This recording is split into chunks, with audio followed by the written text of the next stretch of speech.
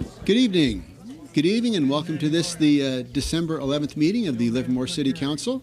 I now call the meeting to order. The roll call show that... Let the roll call show that all members of the City Council are present and accounted for, with the exception of Councilmember Coomber, who is absent and excused tonight. I ask that you please rise and join me in the Pledge of Allegiance. I pledge allegiance to the flag of the United States of America and to the republic for which it stands, one nation, under God, indivisible, with liberty and justice for all.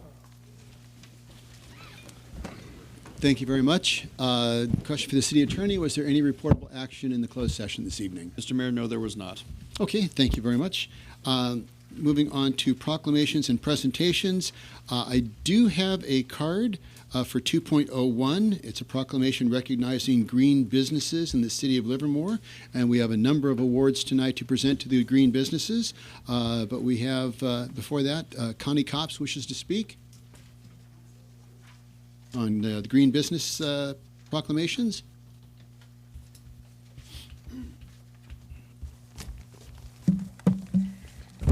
Mayor, City Council, staff, people in the audience, thank you for letting me speak tonight.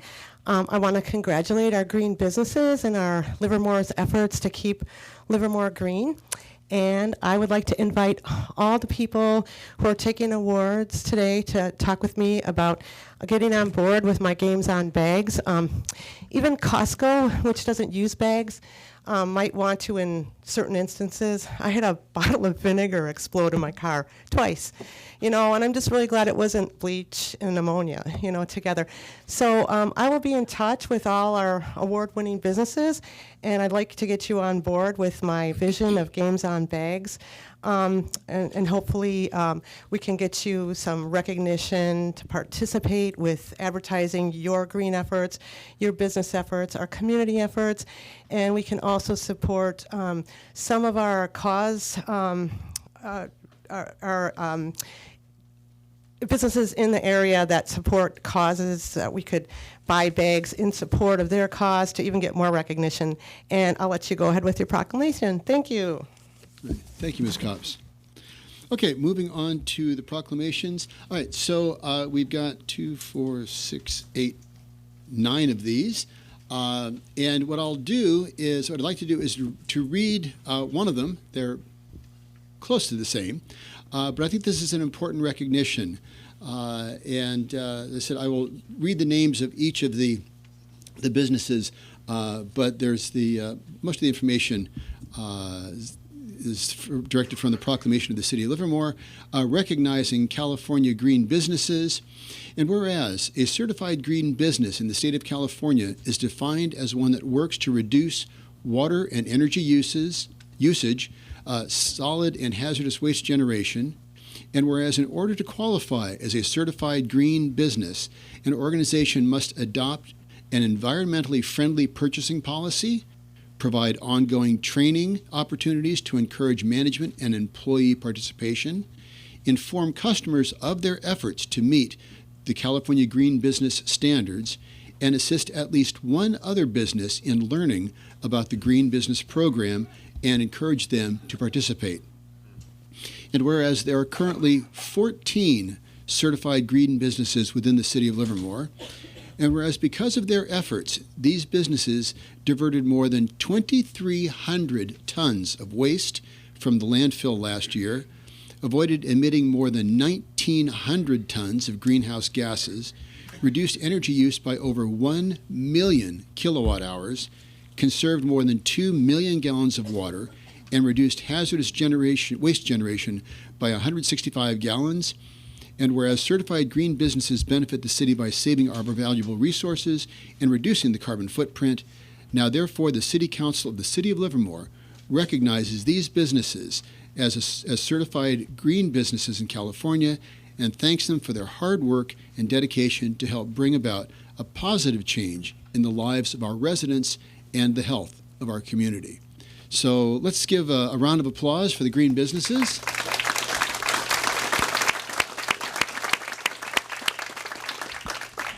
Yeah, let me come on down here.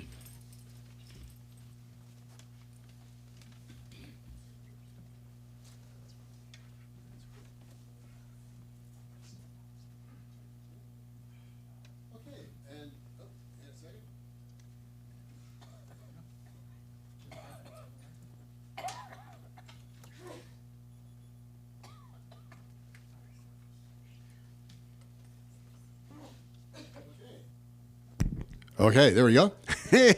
Back in business. Okay, so the first green business, Cedar Mountain Winery. Cedar Mountain Winery, Earl and Linda Alt.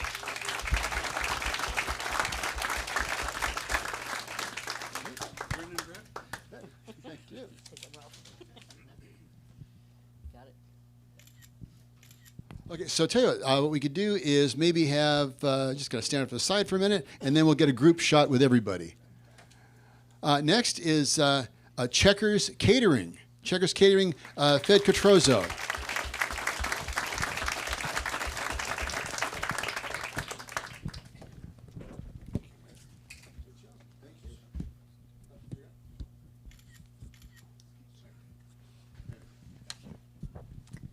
Next is First Street Ale House. Yes, Ron and Brooke Witherspoon. Here's Brooke.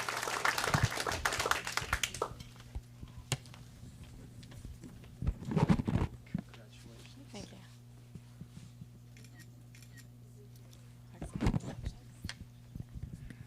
And we have Steve and Bonnie Melgoza for Goza Gear, maker of my really cool Livermorium tie, which I'm not wearing tonight, but I wear frequently.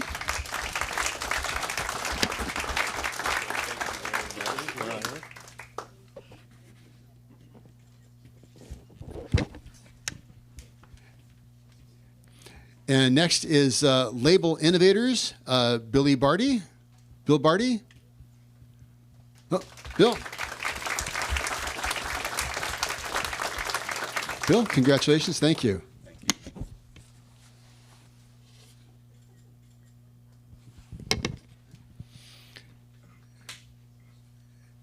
And our own Livermore Chamber of Commerce. We have Jeannie Haig represented tonight, accepting on behalf of the Livermore Chamber. Oh, and we got Steve Larinaga as well. Thank you.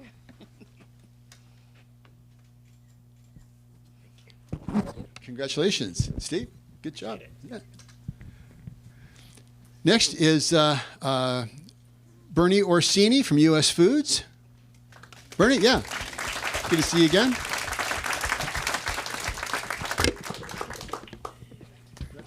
Thank you.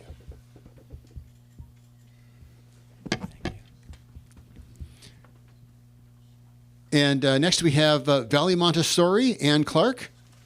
Yeah, oh, very good.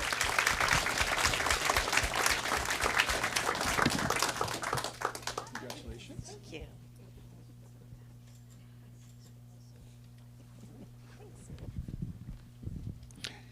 And finally, Vintage 99, also Bill Barty. Oh, there you go.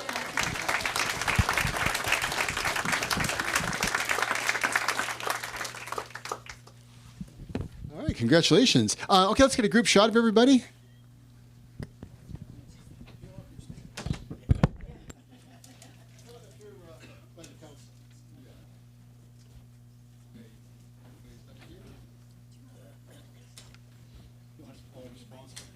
Okay.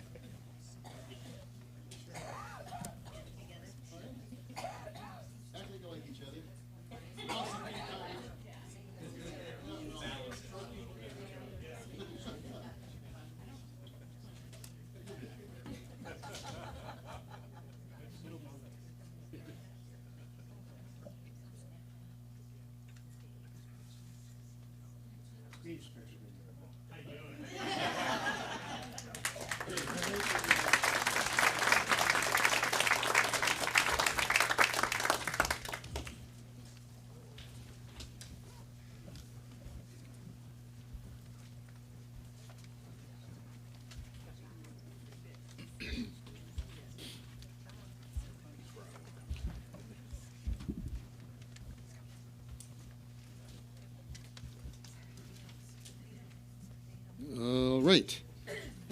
Next, we have the Library Board of Trustees annual update. We have Art Ponto here tonight to report on the library activities.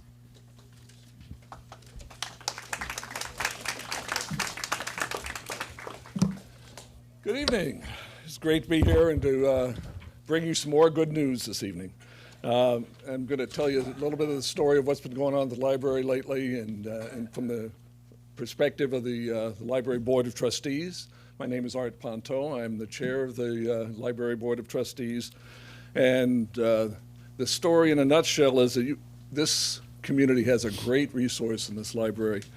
The facility is fantastic. We have a talented and motivated staff and leadership that really provides great value to our community. And I'm going to tell this story in 3 steps. I'm going to give you an introduction and background of what the board is and how we go about doing our business. Talk about the 3 primary strategic objectives that the library has had for this year. And then we'll talk a little bit about the path forward, what we're thinking about doing in the future. And hopefully I'll get a little bit of input from you about what you see as what you'd like to see happening with the library in the future, what your priorities are. So a little bit of warning at the beginning. This will just take a couple of minutes. The board is made up of 5 people. We meet monthly.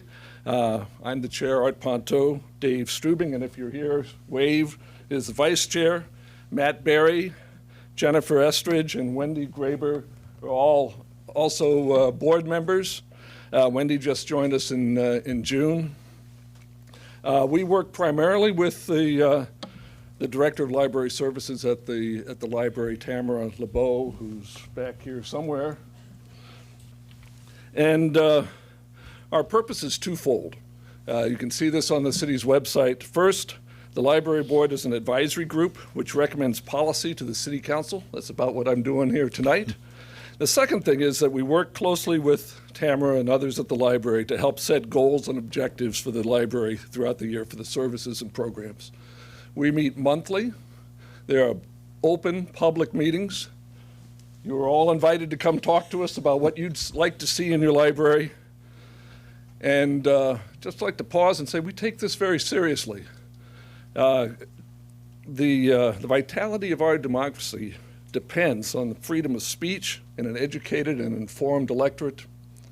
And the library helps support both of those needs and the overall quality of life for every citizen in Livermore, not just the ones who come through the doors. And that happened over 380,000 times this year. Somebody passed through the door to use facilities. And a lot of the stuff the library does is actually done outside. So there's a very healthy number of folks that are taking advantage of the library services. So what we do as a board at these meetings is help to work with the library leadership in program development. We're an advisory board. We don't set the policy, but we talk about things like the meeting room policy. How can it be accessible? How much should we charge? How do we make sure that it's available to the whole community? Patron responsibility and conduct policy is something we're working on right now, and a lot of other stuff. So I'd like to get into the 3 major strategic objectives for the library for this year. And maybe I'll pull up this poster. So you got a 1-page version of this.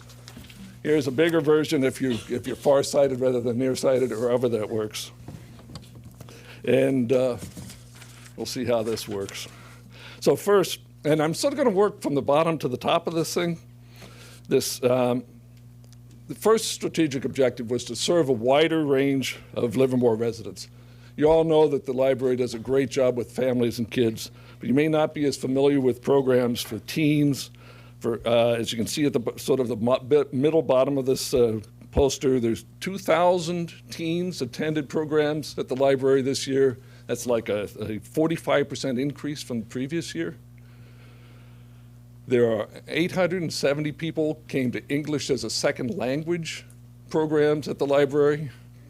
The library is also reaching out to more elderly folks and to small businesses. We're really trying to spread the impact of the library in the community. Second strategic objective was to offer a vibrant and current collection of books and other materials. A lot of folks think about libraries as being a place where you find books and maybe a few DVDs, but there's also the online resources are extremely important. There's now a library of things, and you can see that sort of in the middle of your poster of the 5,300 people use this library of things that range from board games to robots and all sorts of different things that people can check out and use in their homes and bring back. And third major strategic objective was to improve programs and services to the Rincon and Springtown communities. And a number of years we had to cut back on the hours, and I'll get back to that in a minute. But the programs at both Springtown and at Rincon have gone up tremendously this year. So the library is finding new ways of taking the maximum advantage of the time and the facilities that we have, so that it's something like 29% more programs and more participations this year as opposed to last year. So these are not just sort of incremental changes, but really great engagement with the community. So over half the men, women, and children in Livermore have library cards. 800,000 items were used from the library this year. This makes a big impact on our community. So let me move just for a moment or two about the path forward. I want to reiterate that the city can be very proud of the facility that we have. It's been invested in for many years, and it's really providing value to the community. The staff is talented and motivated. We have a healthy community group, the Friends of the Livermore Library, that help raise a few extra funds and run a used book exchange. And strategic planning for the next few years is going to start up again really soon. And so the question on our minds is, how can we best take advantage of this great resource for our community and get even more out of it than what we have so far? And I, speaking for the board, would like to suggest that if we have a few more dollars, that we ought to restore some of those branch hours. The Rincon and the Springtown communities, we had to cut back, and it was a great needed financial belt tightening a few years back, but it would be fantastic to get those branches open a little bit more to help really impact that community.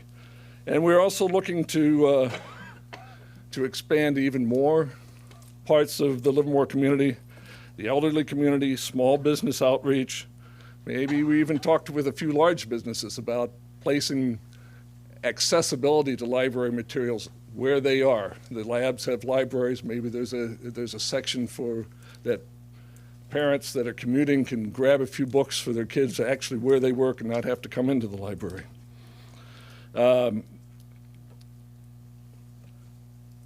Do we need more STEM programs within the library? Are there other strategic partners? We found great value in partnering with the Park District.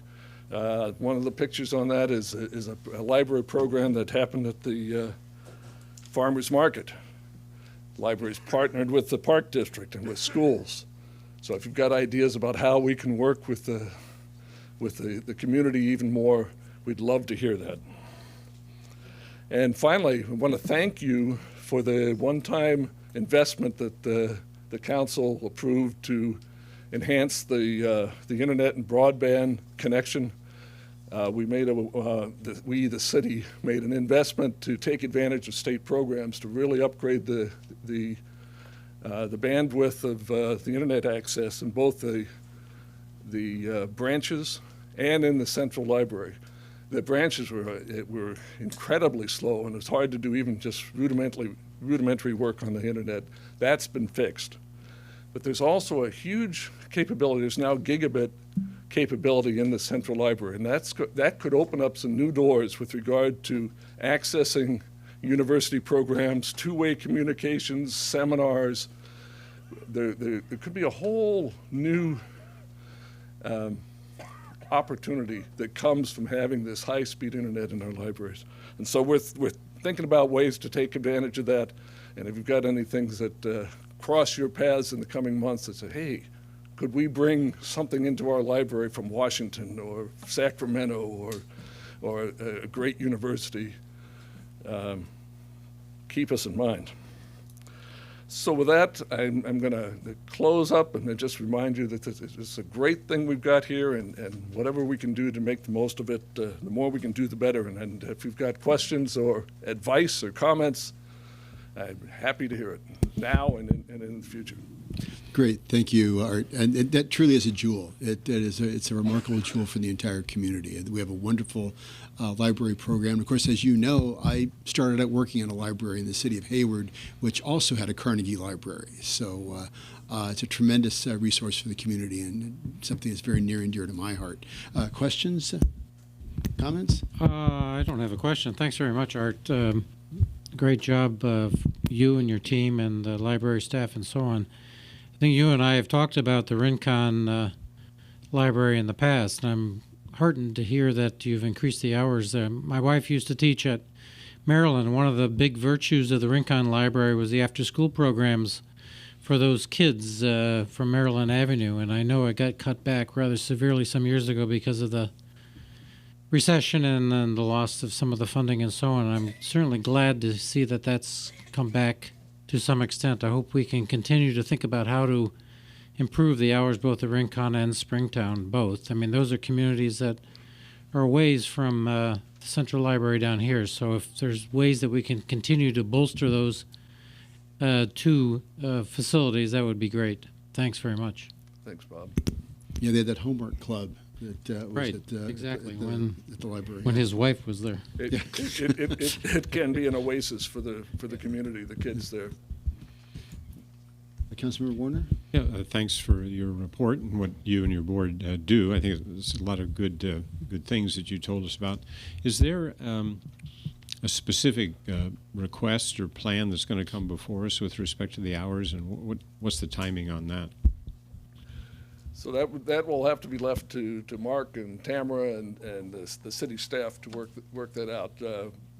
Our role as a board is to make our recommendation, and we've been talking with Tamara about this for a while, and I'm sure that they can help understand just what it would take to step things up a little bit. Vice Mayor? Yeah, thank you for the report. My daughter's basically grown up at the library, and today she looked at my wife and said that it was her home away from home. So that to me is a great Fantastic. indicator that everything's going great. One of the other comments that I'd like to make is, going to the library on a Sunday, it's amazing to see how many people are on the computers and how Yeah. popular they are. So I'm glad that the upgrade and the speed has worked out. I think it's a great asset to the community because not everybody has access to the internet at home. I know Right. that might sound strange to some, but for some people, their only access is at the library. So I think it's important that we keep those hours and that service. And again, it's great to hear that the high speed is kicking in and working well. So thank Great. you for all your work. Especially when you look at the thousands of kids that were involved with the summer reading program. And we shook hands with probably a third of them. Yes, thank you for that support. It really makes an impact on folks to be able And- to come here. And certainly there's an opportunity for everybody to become members of the Friends of the Library, which is another great group which helps facilitate a lot of the great work that happens at the library. So look into the Friends of the Library as well to help out. Okay? All right. Great. Thank Great. you. Thank you very much. Thanks, Art. Great job. Okay, we now have a confirmation of a new advisory body appointment and administration of an oath of office. We've selected Evan Branning, the subcommittee selected Evan Branning to serve on the Human Services Commission. So do I have a motion to accept the nomination? Also move. Moved by Councilmember Warner, I'll second. seconded by Vice Mayor Spadowski. All in favor? Aye. Aye. Aye. Hey, you lucked out, Evan. Unanimous. Okay, so now the oath of office.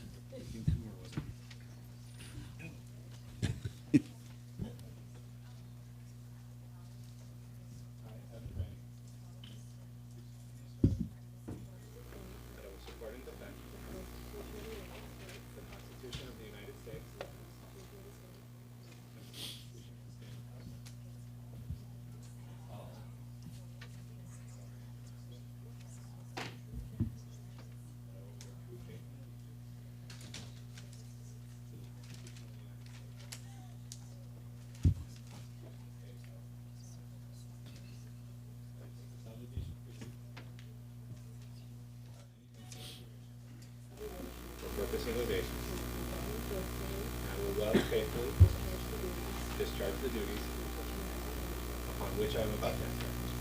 Thank you. Great. Thank you.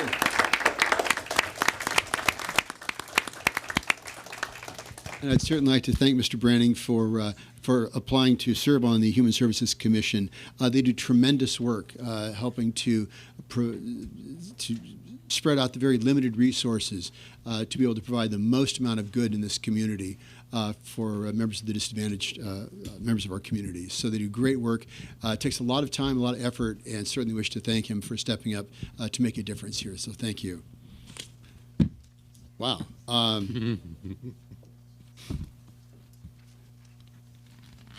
Okay, so Citizens Forum.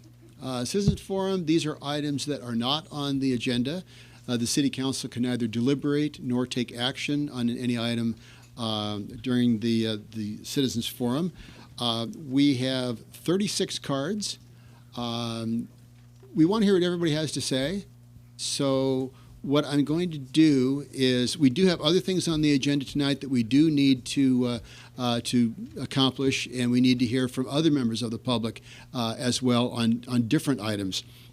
So what I'm going to do is, pursuant to the rules on the agenda, we'll take public comment for 30 minutes on the Citizens Forum. Then we'll go on with the rest of the business, say to 6.02.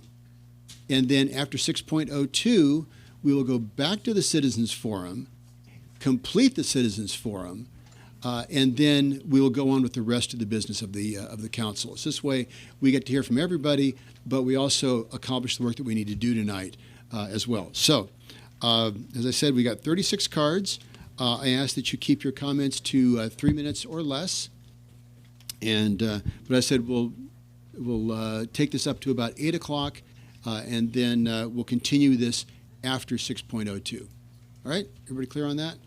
All right, so first we have Alan Burnham, Jim Murray, Rich Buckley. Honorable Mayor and City Council, I am Alan Burnham. I've lived here for 40 years, but my words are not more important than anyone who's just arrived.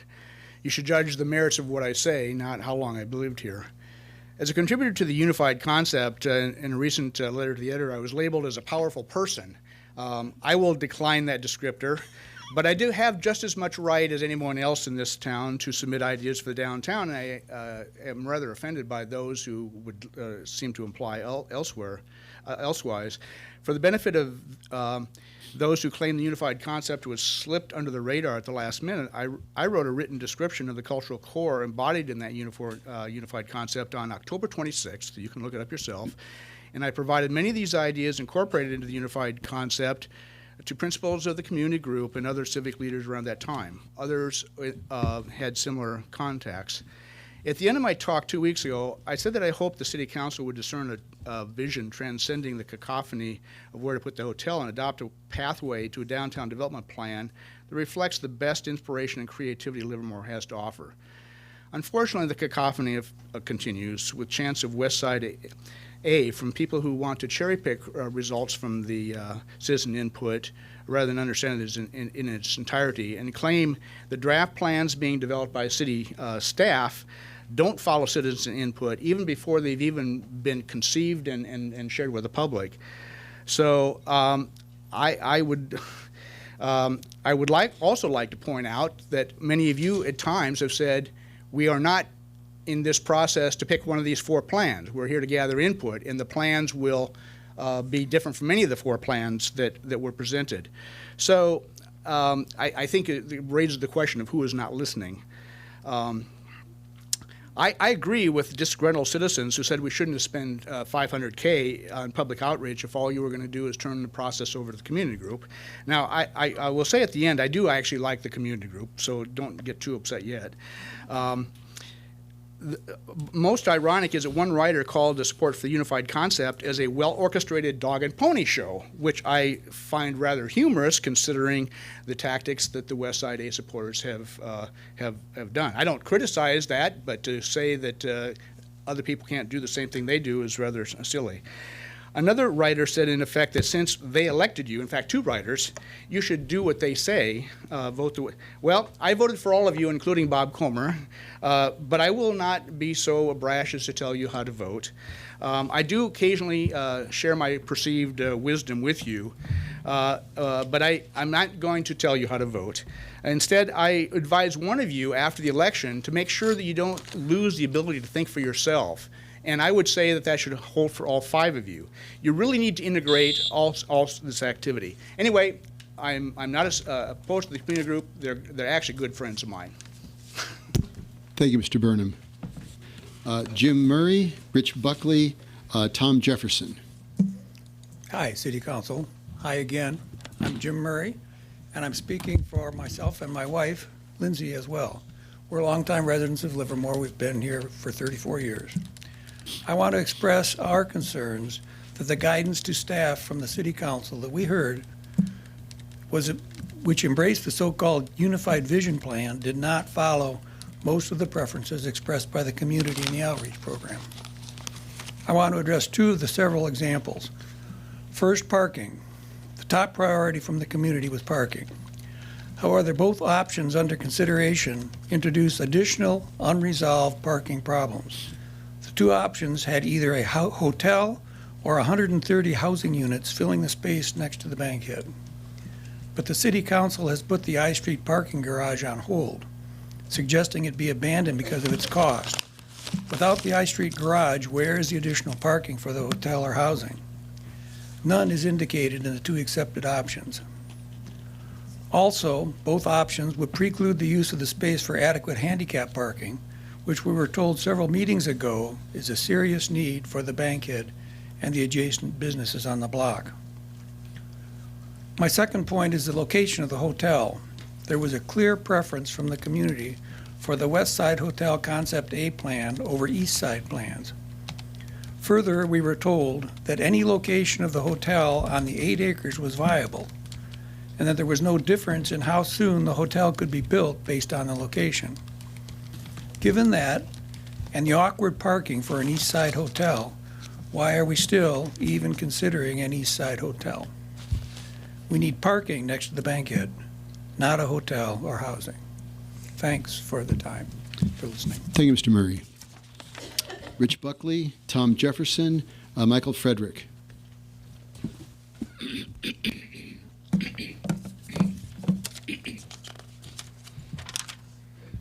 Mayor and council members, my name is Rich Buckley. I'm a Livermore resident.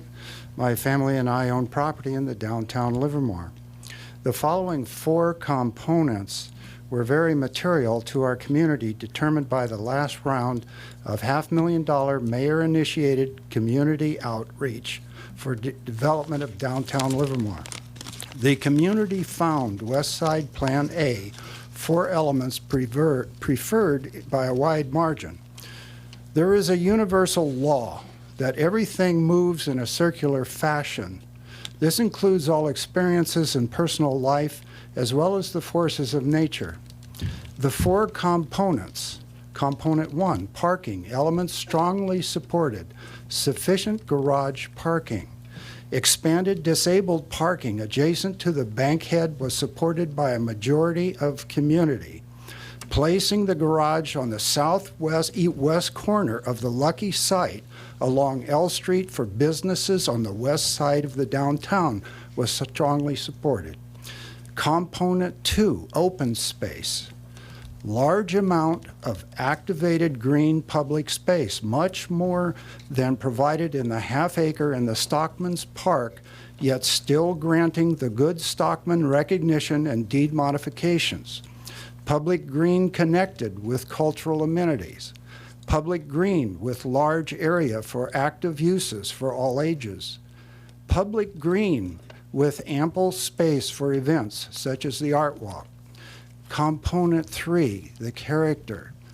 Iconic boutique hotel visible from Livermore Avenue, the entrance to the city. Component 4, housing. Northwest corner of west side of the intersection of L and Railroad Avenue, opposite the 220 housing units planned on the growth property. Housing is provided. and at the same time, the character of the community is protected by not placing the housing prominently on the east side of Livermore Avenue. Many supported workforce housing in the downtown. In closing, after spending another $500,000 of our tax dollars on our community input, I should not recommend being quite so cavalier with thwarting the expressed will of the Livermore majority in this era of internet communications, truth, and transparency. We reap what we sow. Thank you. Thank you, Mr. Buckley. Just a quick correction, if I may. Mr. Buckley said that the outreach program was mayor-initiated, and I recall that was agreed upon unanimously by the City Council at our work group in February. Is that correct? Do I remember that right?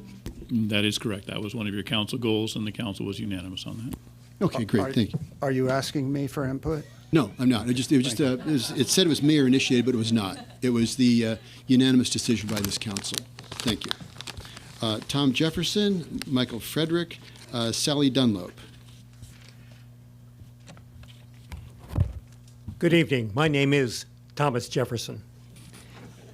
After months of public discussion and public outreach at a cost to the city of $500,000, at the November 29th continuation council meeting, you focused on a downtown development plan, the Unified Plan, that had come out of the blue and was presented to you by way of public comments only a couple of days before, and it had not yet been publicly vetted.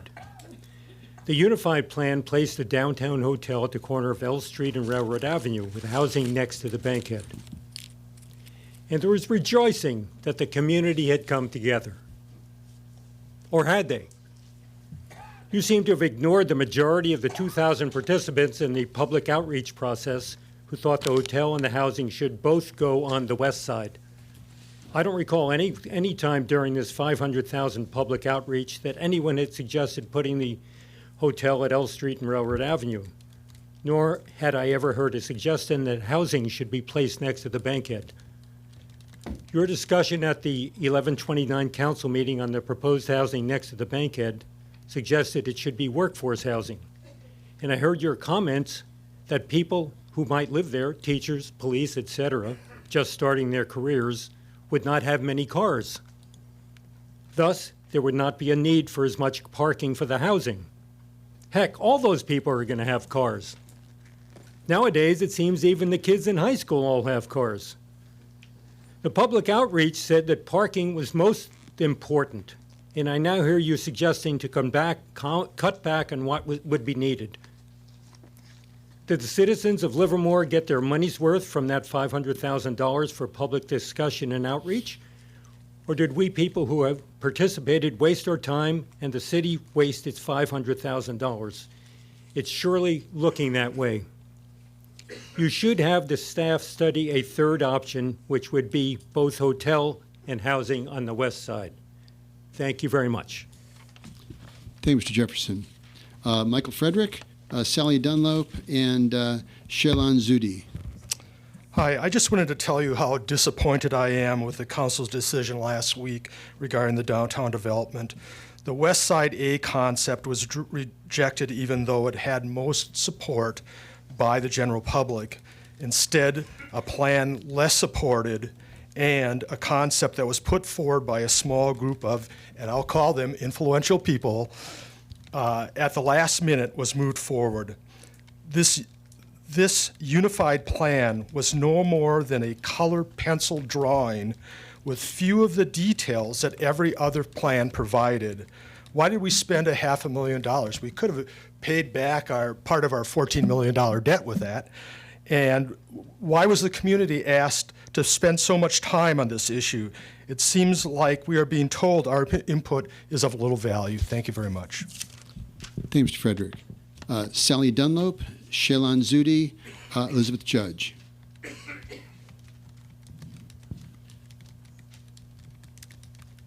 I'm really quite baffled and quite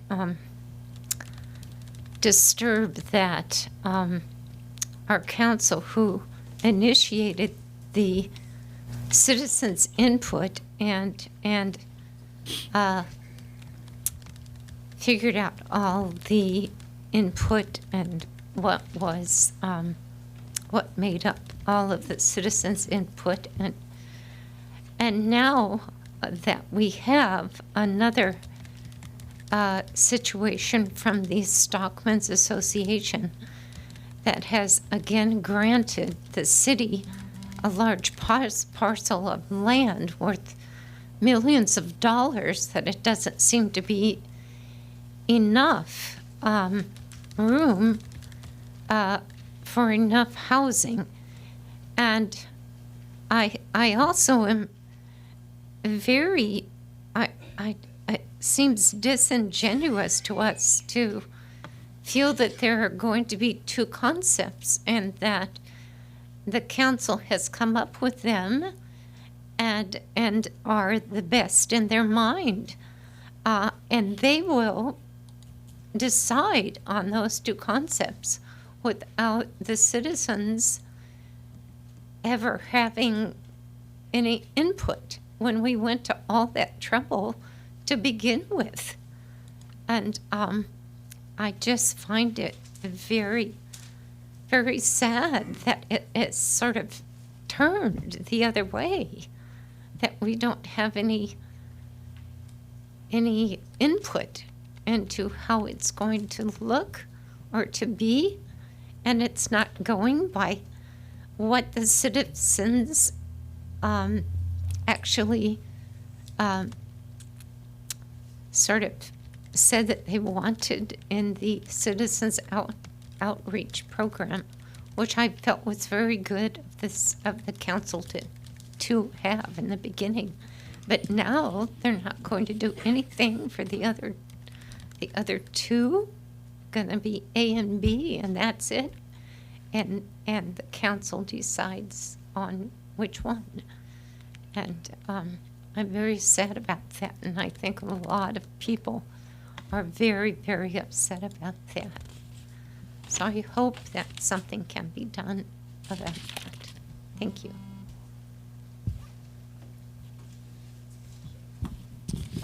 Thank you, Ms. Dunlop. Shailan Zudi, Elizabeth Judge, Jean King.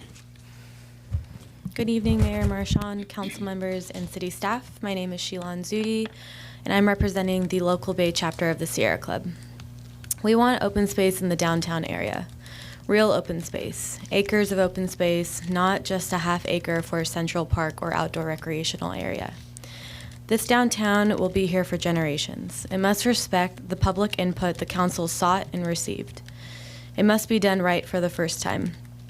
The downtown should not reflect a plan presented for the very first time less than 2 weeks ago. We demand that West Side Hotel Alternative A be the one of the two in the final plan studied in greater detail and brought back for final decision in the winter. The council can make that decision not this Monday night, but the very next Monday night after that. Thank you for your time and consideration. Thank you. Elizabeth Judge, Jean King, Sue Steinberg.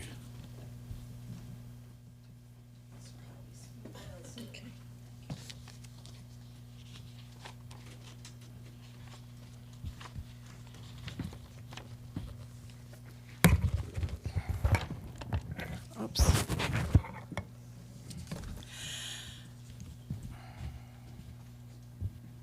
Oh, you started it already. Oh, my goodness.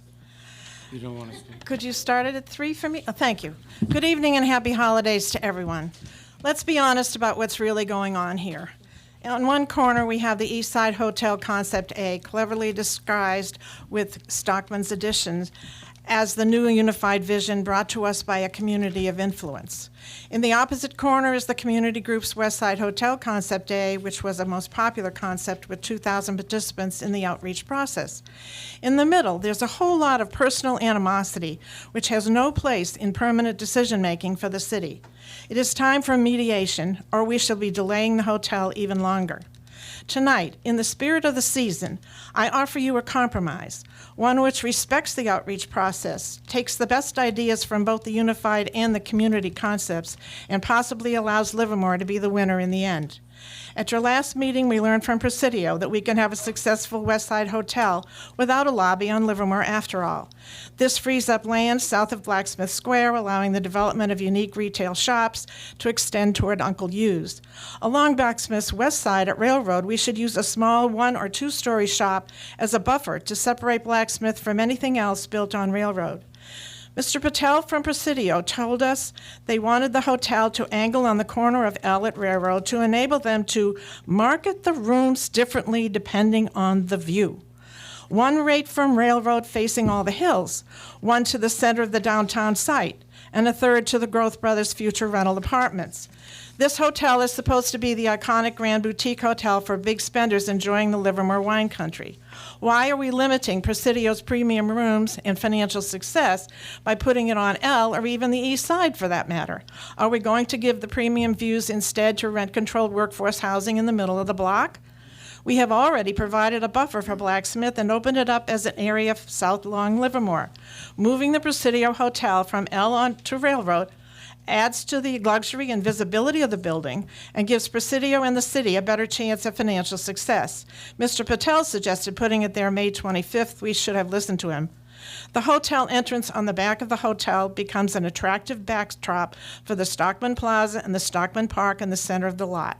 New height restrictions remain problematic. Perhaps the 4th floor could be set back with premium patios outside those upper, grander suites. The Livermore Shakespeare Festival and Science and Social Center and additional parking will fall into place. Housing can then go on to the corner of Ellen Railroad where everybody knows it belongs, as seen on all 4 of the outreach process concepts. We desperately need a large parking garage next to the bankhead. Otherwise, we will be paying dearly for the I Street garage or worse, underground parking. Attached to this garage could be an iconic steakhouse just across the street from Blacksmith Square. Let's let the hotel be as successful as it can be. Please consider having the staff develop an option for this railroad option. Thank you. Thank you, Ms. Judge. Jean King, Sue Steinberg, Joan Green. Good evening. Throughout a very extensive outreach program, as you've already heard about, the city got more than 1,000 submissions as to what the community wanted in the downtown. Strong support for all the things everybody's told you here before, and I won't go through them all. And I strongly agree with all those items that the public endorsed over the outreach programs. I support a black box theater and a science center. I wish there had been more input from the public and a better evaluation of these 2 projects during the outreach process, where cultural facilities ranked number 8 out of 10. I hope that group can raise the millions of dollars for the construction and the operation of those 2 facilities. I support the concept of a park and plaza honoring the stockmen, rodeo, and veterans, and the affordable housing that will come with that land exchange. It is important that these new additions to the downtown plan do not replace or limit the very important priorities that were expressed by the community in the very extensive outreach process. The City Council picked 2 options for the staff to study. One is the East Side A plan, which the city has already seen, according to city facilitator David Early. The second plan, created by the Community of Interest Group, is called the Unified Vision Plan. It contains the Stockman's half-acre park and the hotel on L Street. There should be a plan with a larger public park, housing in the northwest corner, and handicapped and regular parking on the east side next to the Bankhead Theater.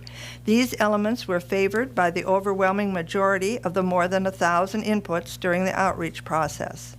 My strongest support is for the public open space to make this a special downtown and city. We want it to have lots of space for activities, a community gathering place.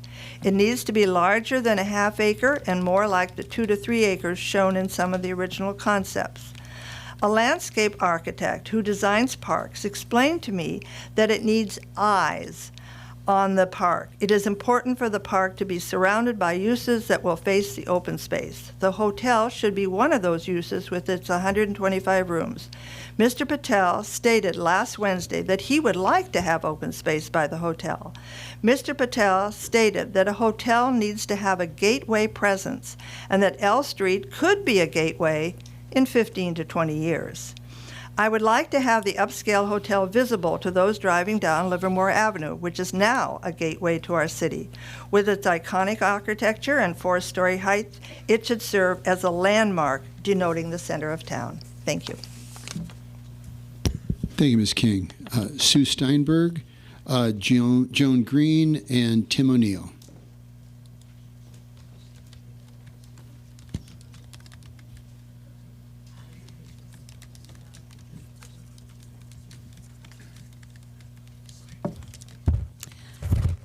Hello and happy almost Hanukkah. I'm Sue Steinberg, a nearly 60-year Livermore resident, but as was announced, that is not important. My message to this council is not a pleasant one. Shame on you. Everyone who voted to put the hastily presented unified plan in front of staff instead of the consideration of the plans that had drawn approval from the majority of participants in the outreach process. After last year's Lennar revolt, the council had promised to listen to citizens in the future, and they spent a lot of public money on the process. Thousands of tax dollars and thousands of citizen hours were spent on countless meetings, workshops, and public opinion outreach. The tabulated input showed strong public preference for more parking, not just replacement parking, but additional parking, and handicapped parking featured prominently in the community wishes. A large open space was requested, and community character was deemed important. The West Side Plan A was a clear favorite, with a hotel on Livermore Avenue, although there was a great deal of dissent on which side of Livermore Avenue. Suddenly, a new group submitted a plan completely ignoring community preferences. Nobody had ever mentioned or asked about a hotel on the east side, the west side of on L Street. And the council simply ignored the expressed community preferences from all those meetings and all those outreach processes and jumped unanimously on this plan to submit to staff. The West Side A plan seems to have been abandoned completely. It means you've not kept faith with us, the citizens, or honored public opinion. This new out-of-the-blue proposal needs to be submitted for serious community consideration, just as the other plans were, or this is a totally fraudulent process. And some letters to the editor have already hinted at that. The people who packed the last meeting did not represent the majority of Livermore's citizens, as recent letters to the editor attest. And housing next to the bankhead? What were you thinking? That's an area that needs to be parking, and as someone with a handicap, I can testify it needs to be handicapped parking. That proposal needs to be vetted by the public. Absolutely can't just sit there and come in under the wire.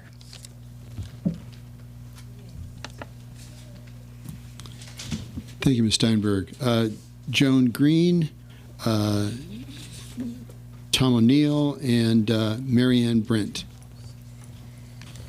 I'm not so firmly convinced about everything that has been said right now.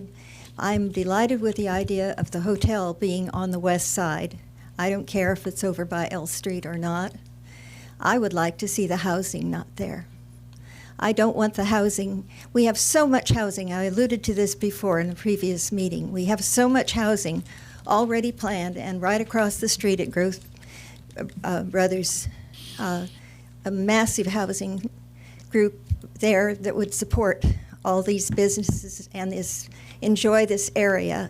So I would like to see maybe some part of the Stockman plan. I like that, except that I think that the park could be larger than they show it in their drawing. Perhaps a landscape architect, an architect could work on expanding that. But we want that open space. we want parking. If you put housing in there, you command property, the residents' property, and parking for those residents. And I just think the hotel there, that park, and enhancing our Stockman's, not the Stockman's, the blacksmith area would just be so beautiful. I'd like us to have a larger vision and make that truly a park and a wonderland for our community. And of course, I want the parking by the Bankhead Theater. So I hope that there's a possibility of transferring more of the housing that is committed, promised in that area, outside of that area. It would be more practical in many ways to have that housing located maybe where the Stockman's property is, maybe some other property, the solar farm could be put on top of it. I mean, let's make the most use of that land. And let's put people where they're going to be needing their cars anyway. There's no supermarket in the downtown area. They're going to get in their cars. They're going to drive to a supermarket. Let's put them in these outer areas of our community where they're nearer to supermarkets and get rid of the congestion, the traffic problems that will result from putting those additional homes into that block. So that's what I would like to recommend. Thank you. Thank you. Tom O'Neill, Marianne Brent, Lynn Seppala.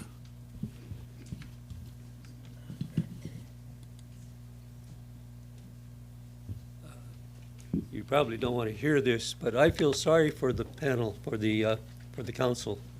I really do feel sorry for the council. I think you have created a dilemma for yourself that you're going to have a great deal of trouble with, however you resolve it by now. And it has, as many people have mentioned, the use of PlaceWorks. If you had plans already for the rectangle that we're talking about as the downtown, I'm talking especially to the west, not to the Bankhead, perhaps you should have just candidly proposed them to the people before you ever brought in PlaceWorks. But you did not declare plans, but it seemed very evident from the way PlaceWorks ran workshops that they had been hired actually to promote some plans of yours. Not so much to get input from the people as to educate the people to the benefits of your plans. Wonderfully, PlaceWorks actually generated a magnificent outpouring of public enthusiasm, mostly for West Side A, a tremendous opportunity to create a jewel in the very center of Livermore. And you discarded it. Incomprehensible. But very bad politics, too. What are we to think of you when you do that, when you engage us in that way, and then say, oh, we're going to do something? You actually said, the first meeting after, you said this was magnificent display of civic virtue and democratic process, but we're going to do something entirely different. This has created a dilemma for you. You can either persist in now finally manifesting, I'm not saying it's sinister, but it's your plan, whatever it is, I don't know what it is, manifesting that plan, or you can become the servants of the outreach that you yourself sponsored. I hope that you can make a wise choice. Thank you. We have Marianne Brent, Lynn Seppala, and then we're going to close it out. Lanning Thompson. And then we'll reopen this later. Ms. Brent. Hello, Mr. Mayor, council members, and staff. I want to thank you for your patience during this long process to develop the 8 acres of gravel parking lot between Livermore Avenue and L Street, as well as the lot adjacent to the Bankhead. The character of our city is becoming vibrant, interesting, and welcoming to all Livermore residents and visitors. The work of the Downtown Steering Committee adds to the exciting atmosphere of our city center with their report and their outreach. such as the results were the hotel entrance on the west side facing Livermore Avenue, a large handicap parking adjacent to the bankhead, abundant green space from L Street all the way to Livermore Avenue, connecting paseos to First Street, housing on L Street if you must have housing on the site, and parking as appropriate if there must be on the site and off the site. And I must say, I wasn't here for the November 29th meeting, but I experienced something like cognitive dissonance when I heard what happened at that meeting. I cannot really quite understand the outcome of the meeting, because you ordered this $500,000 study. You did this very exceptional, you created this steering committee for downtown, and you included an outreach to the citizens. There were over 1,000 people who contributed to that outreach. And this is group intelligence coming through. And then there was the change last week, which I completely don't understand.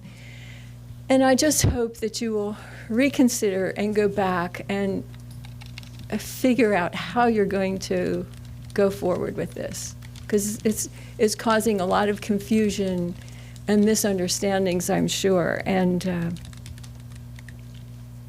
I won't go as far as to say what Sue Steinberg said, shame on you, but it's completely frustrating for so many people.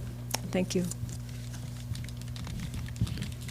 Thank you. Lynn Seppala, and then we'll do Lanning Thompson, and then we will go on to the rest of the business, but then we will come back to all of the other speakers after we do 6.01 and 2. Good evening, Mayor and Council and staff. My name is Lynn Seppala, and I was the Downtown Steering Committee member. Over 3 months, the committee helped to draft a public outreach program. This outreach plan, as the council requested, gathers expert testimony to create a set of mutually agreed upon facts or findings. One finding in particular was stressed over and over.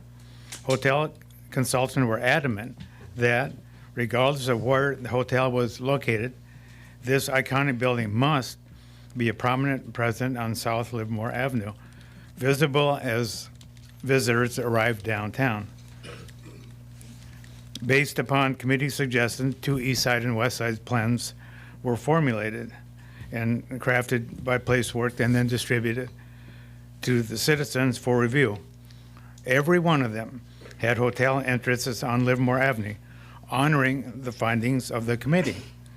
When the outreach ended, the public significantly supported a west side plan with a hotel fronting Livermore Avenue and public uses such as expanded parking, retail, and cultural spaces next to the Bankhead Theater. Nowhere in this comprehensive outreach process were there plans or drawings showing housing next to the Bankhead Theater, which displays regular and handicap parking as shown on the west side plan. Please remember the wishes of the public voiced during this extensive and expensive outreach effort. I hope you will work with your staff to honor these requests from the citizens of your community. Thank you. Thank you. And Lanning Thompson. Good evening. I'm Lanning Thompson, and I'm the president of Interfaith Housing, or IFH. IFH is the Livermore Housing Organization that seeks to build as many as 100 apartments for low-income seniors right up the street if the City Council responds to the Stockmen's Association's kind offer to accept a dedicated park in the downtown area. This park would be in lieu of the one the Stockmen were supposed to get in 1962 when they deeded the Civic Center acreage to the city. You may never have heard of Interfaith Housing, But as the only nonprofit, non-denominational, low-income housing organization in town, we have been quietly building and managing senior apartment complexes in Livermore for some 50 years. Our governing board consists of volunteer representatives from 8 local religious organizations. We don't have a paid executive director, but we do hire Human Good, a property management company, to run our 3 apartment complexes. Our senior communities, Hillcrest Gardens, Vineyard Village, and Arbor Vista, have a total of 207 one-bedroom apartments, all subsidized by HUD. They are attractive, well-maintained places that operate in the black. Our big problem is that we currently have some 1,500 applications for these 207 apartments, and seniors wait almost 5 years to get a home there. Interfaith Housing would like to build more senior apartments to address this ever-worsening need, but first we must obtain an appropriate parcel of land before we can even start looking for developers and financing. This parcel at the end of Pacific would be perfect. Considering the great need for senior housing and the general lack of awareness about Interfaith Housing and its mission, I wrote a petition several weeks ago asking the council to fulfill the Stockman's requirement for a central park of any size downtown in order to free up the Pacific Avenue parcel for Interfaith Housing. Volunteers have circled this informal petition, and currently we have some 570 signatures supporting this proposal. There are more pages out there that I don't even have. I am hereby presenting this stack of petitions to the council and urge them to heed the wishes of so many Livermore residents to provide more housing for low-income seniors. Do we have pages? If you could give those to the city clerk. Okay. Thank you. Thank you.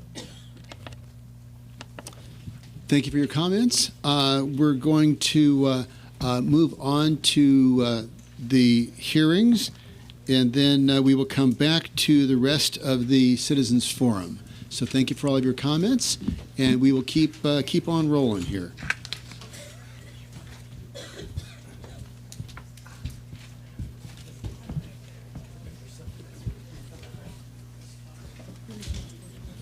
Okay, moving on to the consent calendar. We have, does anybody wish to pull any items for the consent calendar for discussion, comments? Okay, I have 3 cards, 3 comments. Well, I'll tell you, let's do this. Let's go for, we have someone who wishes to speak on 4.09, 10, and 14. So can I get a motion for 4.01 through 4.08, and then 4.11. Mayor Marchand, there is no 414. Oh, that's what the card says. Just read what they tell me. Okay, I will ask Ms. Copps, what I have, you had written 414, which, what subject did you wish to speak on? Where is she? She's gone. Okay. Okay, well, let's go for... okay, so you wanted to speak on 414, but there is no 414. So do you recall what item you wish to speak on? I'll have to look. You know what? Just go ahead. I have to focus on Springtown. There's so much on the agenda tonight. 414, you were out of agenda, so I'm looking at your regular agenda. It's a busy time of year, sorry. Okay, 4.09 was Livermore Sanitation. 410 was Water Resources. 413 is Multifamily Housing Bond Policy. Okay, so, you know, basically my concerns would probably be with all of those, and there's so much is intertwined right now, and there's so much on the agenda right now. Wait a second. Wait. Okay, what? Wait. So, I will entertain a motion to move the other items and then allow you to speak on the ones that you've indicated. So let's do that procedural business first, and then you can come back and speak on the items. And can it be later on in the day? It's time? We're on right now. Okay. We're So- doing the consent calendar. Right, okay, so you've got Livermore Sanitation, the Water District. There's a lot in this agenda today, a lot, Yep. for this busy time of year. Basically, with your Livermore Sanitation, am I correct that you're trying to extend the contract with Livermore Sanitation or get bids? No, it's authorizing the negotiation of an extension. For 3 years? To the second and restated agreement. So this So, is beginning negotiations. You know what, So I'm still- just not going to speak on those. I'm sure, I just can't right now. There's just too much, and I have to stay focused on Springtown pretty much. Okay, No, all right, thanks. so you no longer wish to speak on the consent calendar? Just maybe the item with the housing. So I think that's 602. Oh, 602, yeah, but we're on the You're on the consent calendar. Yeah, just go ahead. I With 4 just can't, points. I can't do it right now, thanks. Okay, very good then. So I'll Okay. move that we accept 4.01 through 4.08. No, she doesn't wish to speak, so we can. I know, 411, 12, So we can just 13. do the entire whole consent calendar. Well, I thought it was 9 and 10. No. Well, there was the same speaker. Oh, So, misunderstood. so we can. Move approval of the consent calendar. I second. Okay, it's been moved and seconded. Any discussion on the consent calendar? Aye. All in favor? Aye. Aye. Any opposed? Abstentions? It passes unanimously. Very good. Thank you. Moving on to 6.01. This is discussion and direction regarding the Springtown Open Space Concept Plan.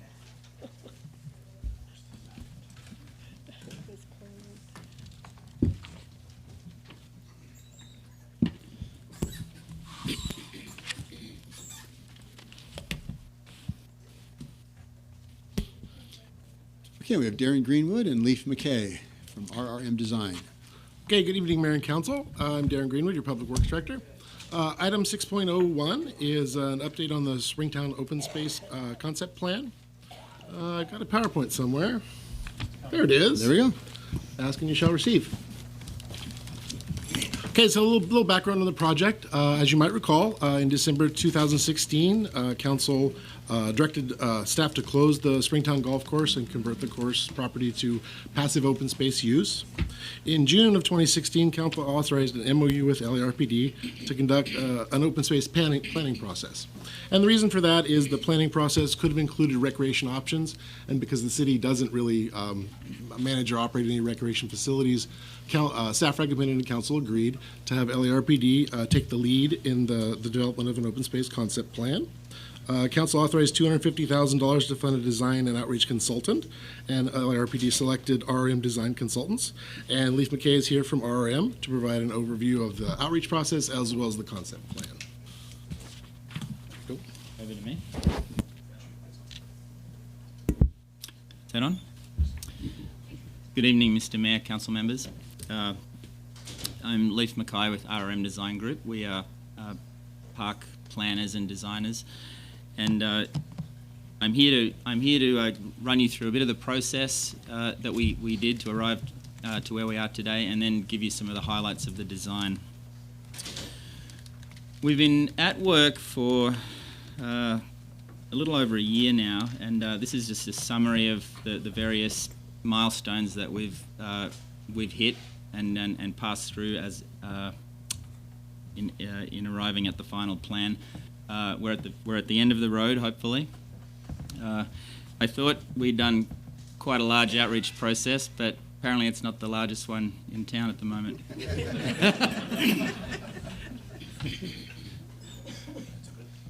This is just an aerial photograph of the site. It's the former Springtown Golf Course in the Springtown neighbourhood. You can see 580 at the bottom of your screen there. Some of our staff either see a seahorse or a hummingbird, but it's essentially the old golf course. These old fairways are approximately 300 feet wide, just to give you an idea of scale. Altamont Creek up to the north, and Bluebell Drive kind of comes through this way. Bluebell cuts through the park or the open space in 2 locations, here and here, and then Heather as well. So you can see the site is intersected by streets in 4 locations, with Lilac being the 4th. 85 acres in total. This slide is intended to be read from the bottom up. It's a summary of what we've done so far. We started the process with stakeholder interviews and a couple of community workshops. One in the Springtown neighbourhood at Croce Elementary, the other one at the LARPD headquarters. We came up with 3 design alternatives, presented them again. We added a step to take it down to 2 alternatives and took it back to the community. And then we presented a draft to the LARPD board, took comments and finalised the plan. It's a graphic to show you. This is the sort of number of plans we've worked through to get to where we are tonight. It's quite extensive, and there's a lot of input and thought put into each one. The outreach process that we did, we did a few different things. There's some examples at the bottom where we had presentations in a formal town hall setting. We had breakout groups where people were expressing their preferences and priorities on various topics. This is an example of some of the work we did there, and that's how we collected the input from the community and the participants. And we also received, after each meeting, we received a fairly substantial amount of emails that we went through and documented as well. It's a pictorial map showing where the bulk of the input came from. Each red dot represents a physical address of someone that signed in at the meetings. This is the Springtown site. The darker the dot means they came to more than one meeting. So the dots get darker with repeat attendance. So you can see a lot of the Springtown community came out for over a sustained period of time at subsequent meetings. But there was still some decent representation from the broader community. Summary of the attendance. And in our experience doing park planning efforts like this all over the state, this is a very healthy amount of input for a community park. You can see that with email follow-up. So we had well over 100 emails in response as follow-up to the meetings. So the final plan you're looking at tonight, it's a little bit, it's not reading terribly clearly on your screen, but after we presented to the LARPD a couple of months ago, they deliberated on it and had us make a few modifications to the plan that we're presenting to you tonight. That's a bullet list of summary of the things that we added after the last go-around. And we'll talk a little bit more about each of those as we go through. So essentially,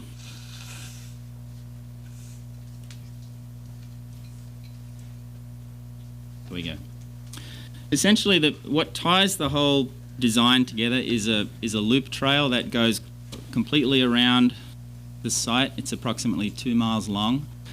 It's designed to be a multi-use recreational pathway that can be used for runners, walkers, joggers, families, seniors, pretty much accessible to all. All the way around it, there's different nodes and features, which I'm going to go into in those 5 key focus areas. I'm going to go into a little bit more depth on. So between those areas, in other words, basically the old fairways, we've left them quite undeveloped. The concept is to keep it much more minimal and open space feeling, with sort of a grassy meadow feel with path and maybe benches and trash cans, that type of nature, but nothing much more in those in-between areas other than maintenance for fire protection and stuff like that. The 5 areas that I'll talk about are that we're calling it, and these are just our sort of working titles for want of anything better. The creek area, which is sort of at the confluence of Arroyo Las Positas and the Altamont Creek, so it's this area here. Those of you familiar with the site, this is the large irrigation reservoir where the corporation yard is today. The library area, which is down at Bluebell, right next to the Springtown Association building. The area where Heather Lane cuts through the site. The area between Iris and Lilac, and this area here off Lilac as well. So the creek area, this was the largest contiguous piece of land in the project, and it also had the benefits of being further away from neighbouring residential areas. So this is quite an active zone. There's two zones that are more reminiscent of what you might consider to be a community park with more community-wide amenities featured. So I'll just walk you through really quickly. The existing pond remains. There's a bike skills area, which is could be a pump track or a mountain bike skills type course. There's approximately 5-acre lawn that could be used for picnic games, pick-up soccer, could be used for soccer practice. The operations of that would be determined by whoever's operating the park, the open space. We've got some sports courts, pickleball, basketball, bocce, which are adjacent to a large group picnic area, a big shade structure with associated amenities. We've got a decent sized playground associated with that, and then a new parking lot that comes in off Bluebell along the existing maintenance road. So that would be developed into a more formal driveway. Two of the sort of interesting features of this area is two new pedestrian bridges. One here that connects across to Marlin Pound Park. That was an idea that came out of our outreach to connect to adjacent facilities so you can get more continuity with fitness walks and stuff like that. And a second one off Golf over here. Right now there's a drainage channel that's quite thick with cattails, and it kind of bifurcates the access, so we're bringing pedestrian access in through that way. Moving down to the south end, this is the area around the existing Springtown library that was mentioned earlier. You can see that the current footprint of the library is just in this little corner, but extra space has been allocated for them to potentially grow in the future. We have a parking lot for about 65 cars coming in off Bluebell, a skate and bike park located next to the road for easy patrol and less noise concerns up against the street. This area here is approximately where two old golf course ponds are located. The plan removes those ponds for a number of reasons, which I believe Darren may get into later. And in their place is a large playground and a splash pad, a water play area for kids on the north side of town there. It's flanked by picnic shelters, so you could have a kid's birthday party and be right next to the fun zone. There's a multi-use lawn that's about an acre right here. And then north up the screen, if you continue on, you're just in that grassy meadow I described earlier, and you can head off on the 2-mile loop. On this side is a community garden plot, another strongly supported feature. And next to that is an outdoor classroom, which could have a council ring, little tree stump seats for educational programs. Could be a nice relationship with the programs that the library runs or other such things. Moving over to Heather and Lilac. We call this the Nature Discovery Area. There's an existing wetland feature there that was part of the old course. We're proposing to preserve that, maybe enhance it a little bit, and weave in this nature play concept, which is a very unstructured, dumbed down playground. So it doesn't have directed play so much. It's features like logs, bark, the ability to play with water, but it's not very manufactured looking. It's much simpler than that. So that ties in well with the wetland and the sort of getting back to nature concept. There's some picnic tables and a small parking lot there. That little yellow dot is a disc golf hole. I've got a slide that explains how that's laid out in a minute. And then just across the way from the nature play area, this is a sort of a peculiar shape. It's the old fairway bowed out in the middle, so it's got a bit of a belly to it. So we have another about 1 acre grass area there, like the walk-in for the neighbourhood. A small dog park, a smaller sort of a neighbourhood serving community garden plot. There's fewer of them, but it's more accessible to that part of the neighbourhood. And a small parking lot that really is limited to people using it's sized to be limited to people using the community garden and the dog park.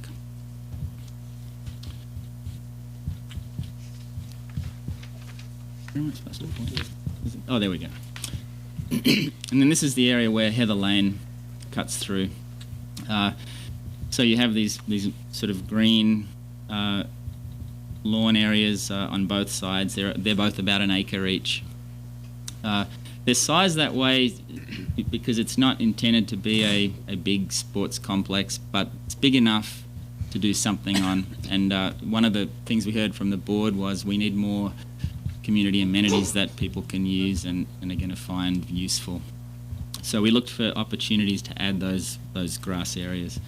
There's a little playground here, parking lot, and then either way, north and south, you get onto the loop trail.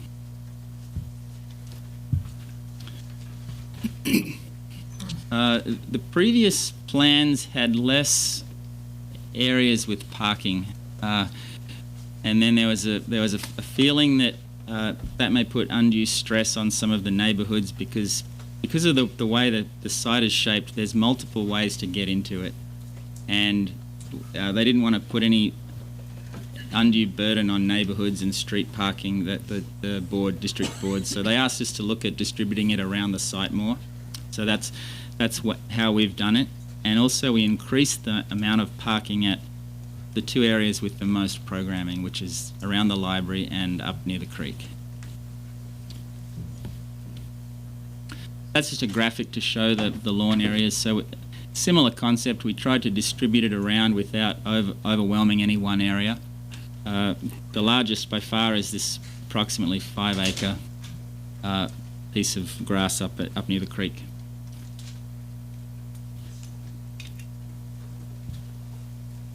There's the disc golf. That was in, then it was out, then it's in again. That's a 9-hole layout that basically mimics the old golf course configuration, but we've made an effort to limit conflicts with other park uses, so the tee boxes and the holes are strategically placed to not create undue conflicts there. So that's the design. Our final product was a document that looks like this. It's got a lot of information in it, some of which is a discussion about costs, which are kind of nebulous at this early stage of design, but we think it's in this ballpark. And there's a lot of things that can influence that, not least of which is market conditions at the time that you go to do something, but there's also different ways to design certain features. So that's the sort of cost discussion. we've identified the usual ways that facilities like this get funded. There may be others, but this is some of the more common ones.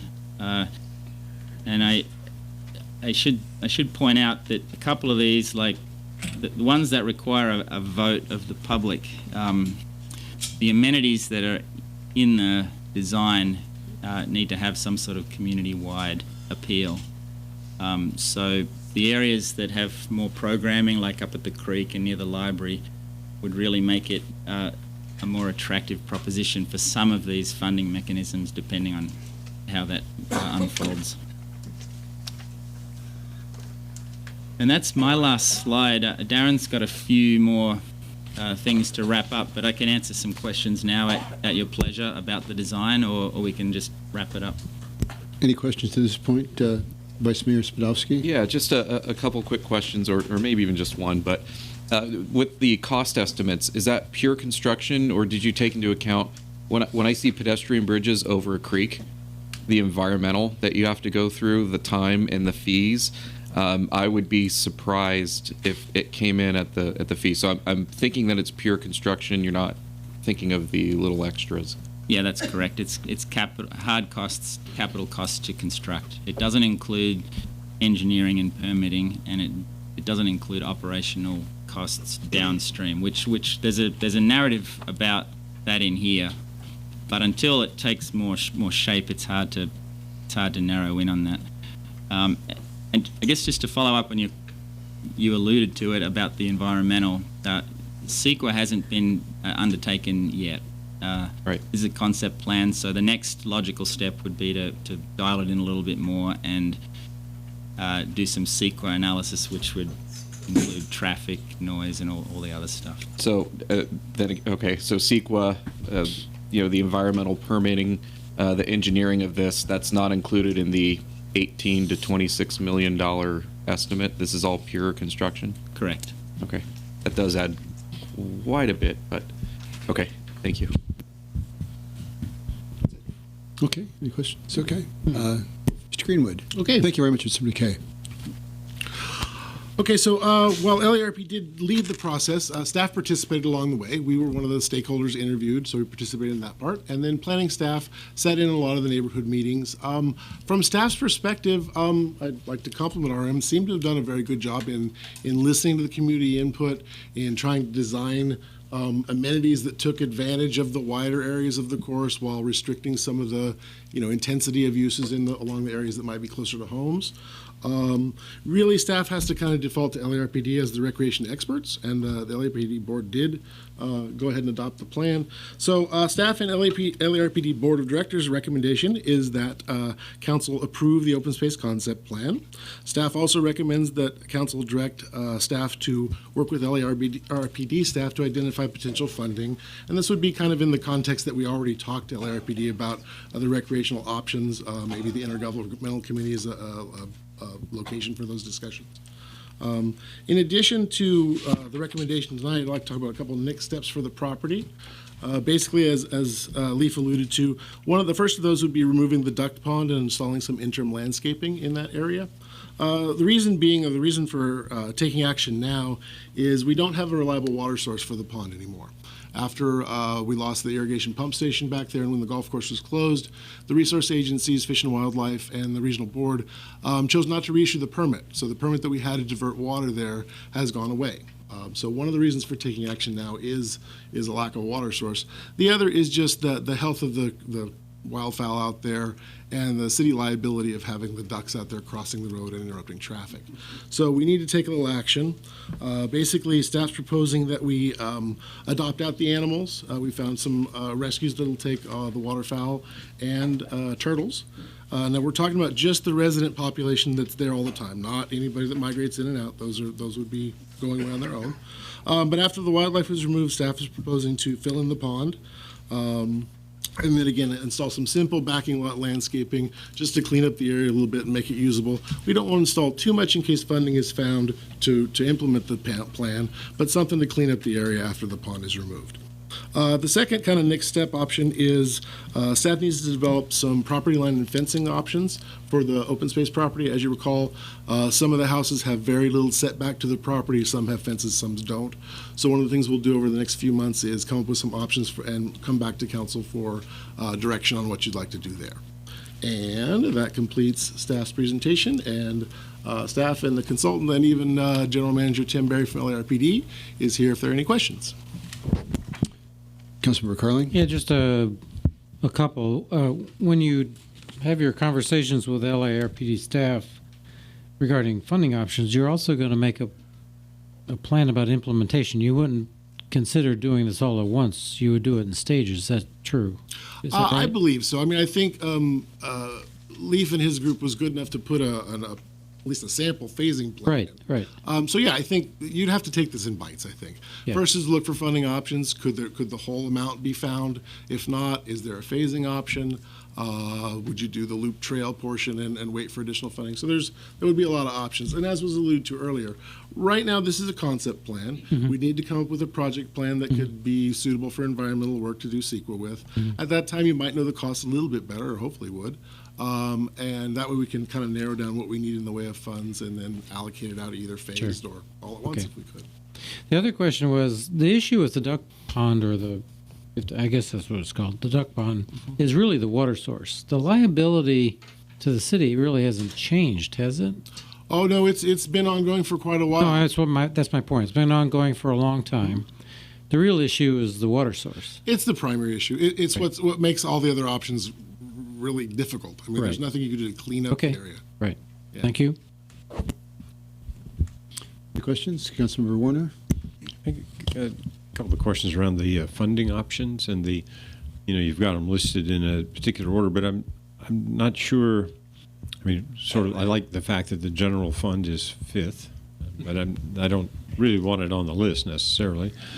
And the transient occupancy tax. I mean, are you talking about diverting some of what we already have there, or new tax, or what? And I guess the other reason is why.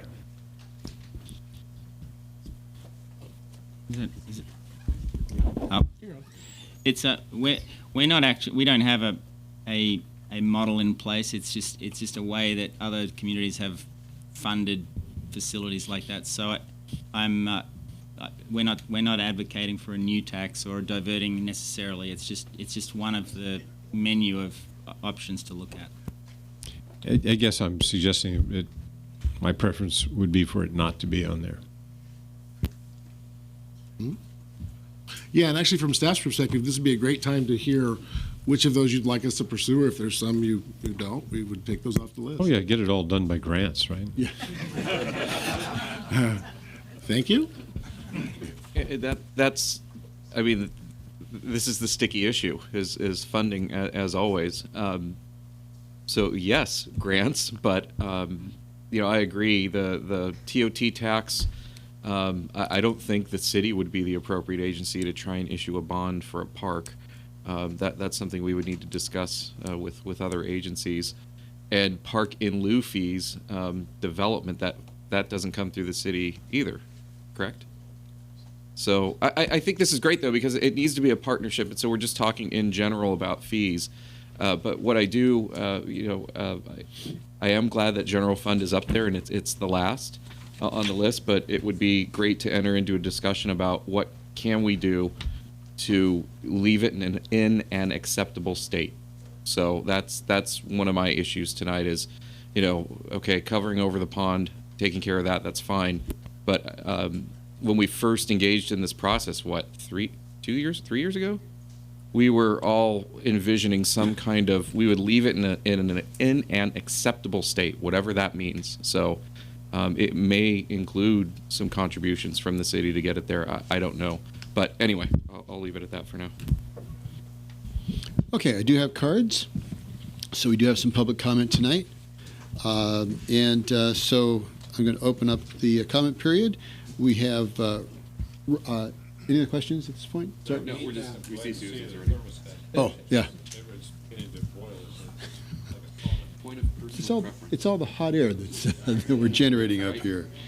I'm starting to talk now, that's why. Okay, so we have Ryan Day, Heather Day, Lyra Day.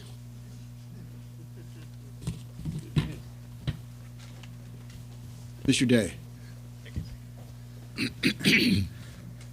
Thank you.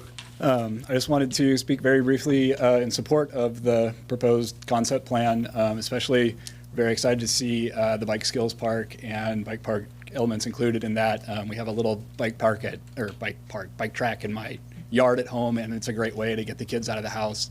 I always think that, it's great to say you want to see kids getting off the couch and getting around more, but in order to do that, you have to have an option they want to do. And I know that for my kids, when I say, hey, let's go ride the bike track, they get a lot more excited than when I say, hey, let's go walk around a path. Thanks to Arnhem for coming up with the plan, and I'm supportive. Thank you. Thanks, Mr. Day. Heather Day, Lyra Day, and Mike Ralph.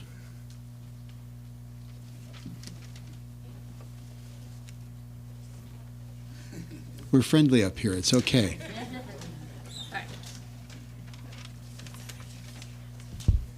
She's next. It's all good. Hi, thank you for taking our comment. I wanted to comment especially about two aspects of this plan, and I've been at a couple of the previous meetings, and I've seen it develop, and I'm really excited to see that we've kept in opportunities for kids to have creative play. Sports teams are great, soccer's great, my kids love that stuff, but that stuff is all things where they're told by an adult what to do. But this plan includes the bike skills track, as well as that nature play area, which are things that kids who are a little too old for a conventional playground can still really enjoy, really get outside and be active, but they're actually making their own decisions. No one's telling them, go run, kick the ball. They're out there, they're deciding, which way do I go? Which skill am I going to practice? Am I going to jump this jump? Or, whoa, that's too much for me. I'm going to start easy and work on these skills, but it's really self-directed. And that's something that kids don't get enough of today. I have a background in education, and that's one of the things that I, learned a lot about getting my teaching credentials and now doing nature education is that kids need to go outside and make their own decisions. And that's something that both the bike skills park and that nature play area, depending on, what it ends up looking like in the future. But if it looks the way that I would envision it and some things like they have in Berkeley and some other places, obviously we're not going to be on Berkeley's scale, but there are outdoor open space nature play areas where kids get to make their own choices. And I hope that we will get to see something like that here in Livermore. Thank you for accepting my comments. Thank you. Lyra Day? It's Lyra. Lyra, I'm sorry. Do you want to stand on the chair, or can you reach? Okay, here we go. I would just really like a bike park. Thank you for your comments. Thank you. Mike Ralph, Stacy Swanson, and Eric.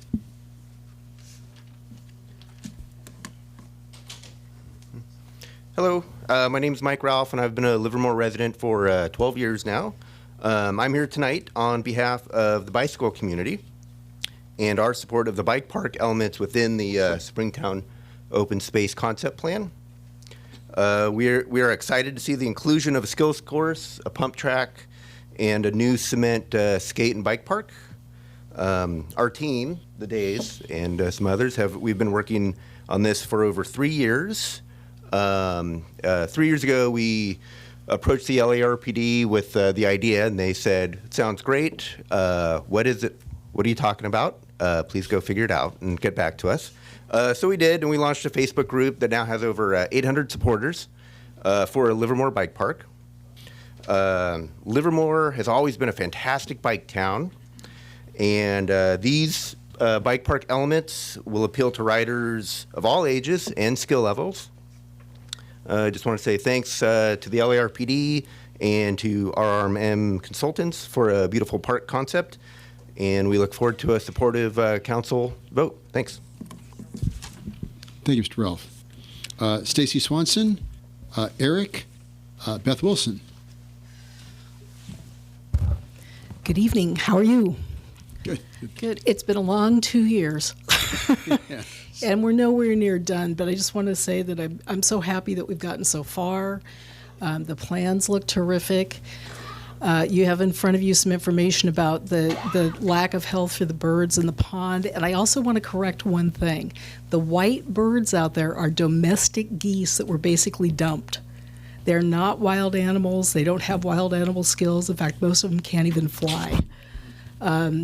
We have instances where people actually run over them in the middle of the street. They just aren't safe out there. So while I kind of appreciate the charm of a goose jam, it does kind of make me happy. I also know that the birds aren't happy. And if you walk back to that back pond and the Zone 7 arroyo, you see every type of shorebird you could imagine. We have beautiful kites, hawks, white hawks out in the open space now, about 25 juveniles that hang out there and keep our rodents all gone. It's really turned into a lovely space and a lot of people using it. So thank you so much for putting the time into it. Great, thank you. Eric, Beth Wilson, Jeff Tang. Hello, my name is Eric York. I am a Livermore resident since 2009. Thank you guys for allowing me to speak. Mike brought me here actually to speak upon the bike community. My son, very, very shy here. This is, I would call him Exhibit B. Exhibit A is at soccer and Exhibit C is going to bed. So the reason why I bring him up, come up here, Justin. Exhibit B is Justin York. He's a 5-time world BMX champion. He's a 5-time state champion. He's had every award under the sun. And unfortunately, I'm first and foremost a family man, and then I'm a businessman. The sad thing about it is pretty much every sport we've played outside of Livermore. There are no facilities in Livermore. If we play soccer, we go to Dublin. If we do BMX, we go to Santa Clara, we go to Sacramento, we go to Fresno. And this skills track here would give us an element here in this town to bring that kind of joy to families. Livermore, it's one of the reasons why we moved from Livermore. I lived in Hayward as well. We came to Livermore because Livermore was a family atmosphere. Unfortunately, in the family groups, there's nothing family here. We have to go outside.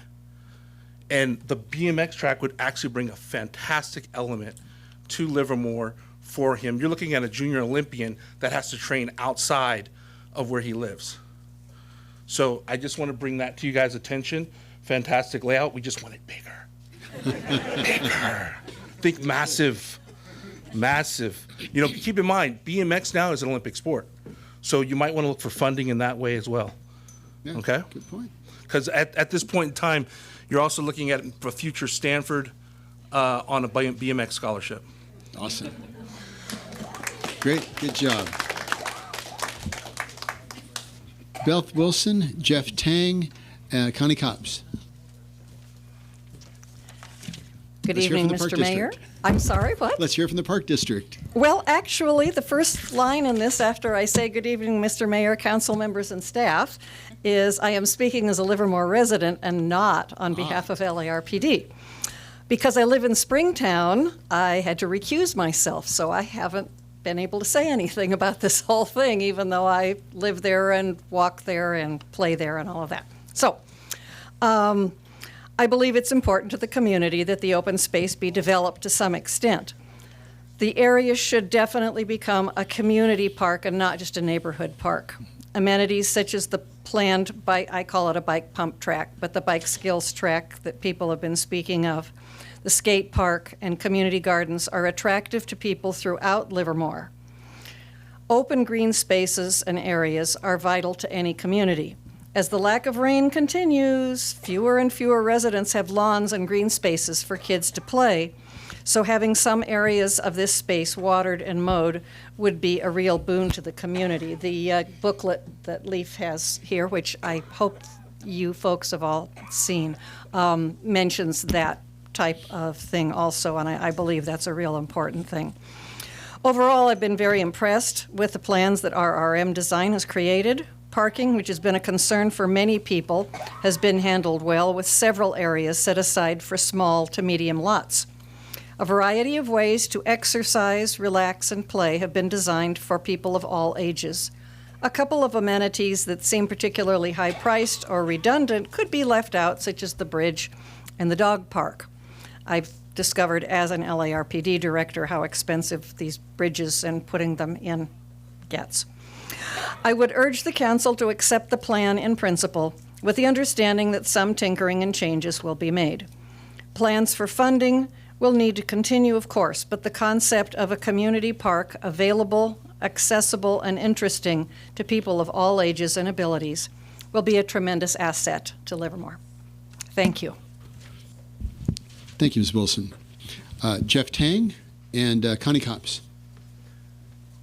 Good evening, Mayor Marchand, council members, city staff. My name is Jeff Tang. I'm with the Zone 7 Water Agency, and I'm also the project manager for the Stream Management Master Plan update that Zone 7 is continuing to process and move forward with. Zone 7 staff met with the city staff and LARPD staff about a year ago and presented some concepts from the Stream Management Master Plan that could be incorporated into this open space area. While I commend RMM for their concepts, we appreciate further discussion with the city and LARPD for future consideration of implementing some of Zone 7's potential flood protection components that could greatly benefit this area of the community. That's all I have to say. Thank you. Thank you, Mr. Tang. Connie Copps.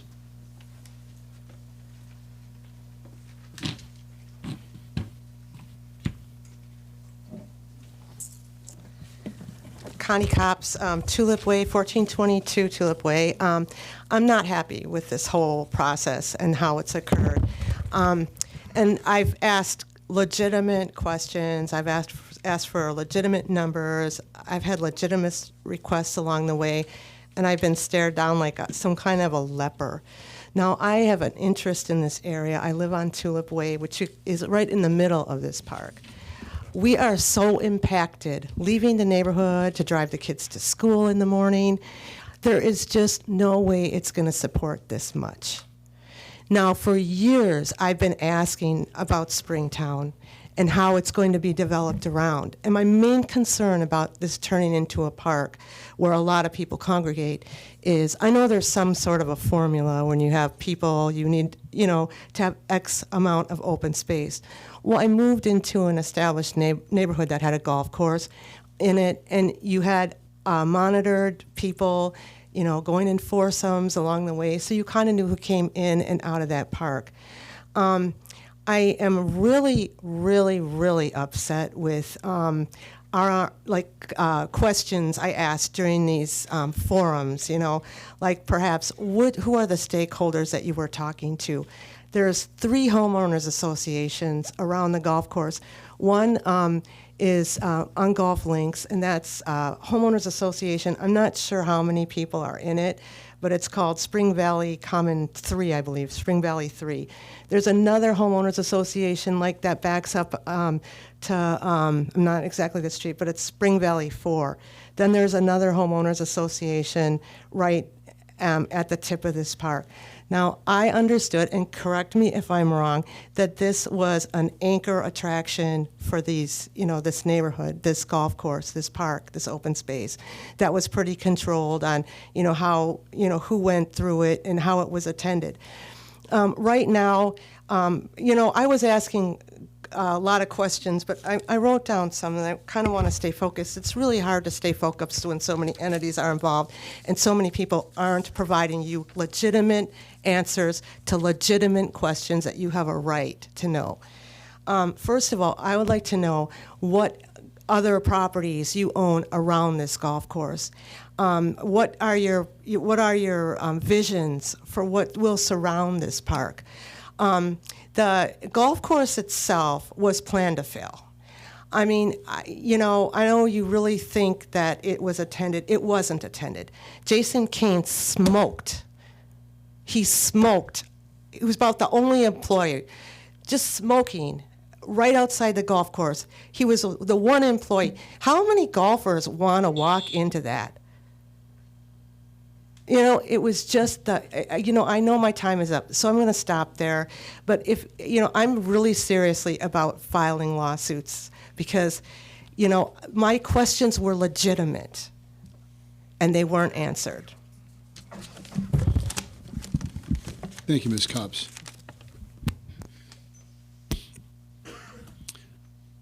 Okay, with that, I'm going to close the public comment period.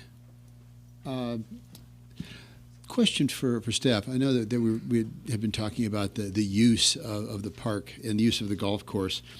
And I'm very excited about the idea of having this being a citywide amenity, a community park, as Ms. Wilson pointed out. And I don't remember the number. It was either 50 people accounted for 80% of the play or 80 people accounted for 50% of the play. Do you recall which one that was? I believe closer to the first. Pretty small number. Okay, so 80% of the play was 50 people. This is a city of almost 88,000, and this presents a tremendous opportunity to create really, I think, a jewel here. And I particularly found the nature discovery area to be very exciting.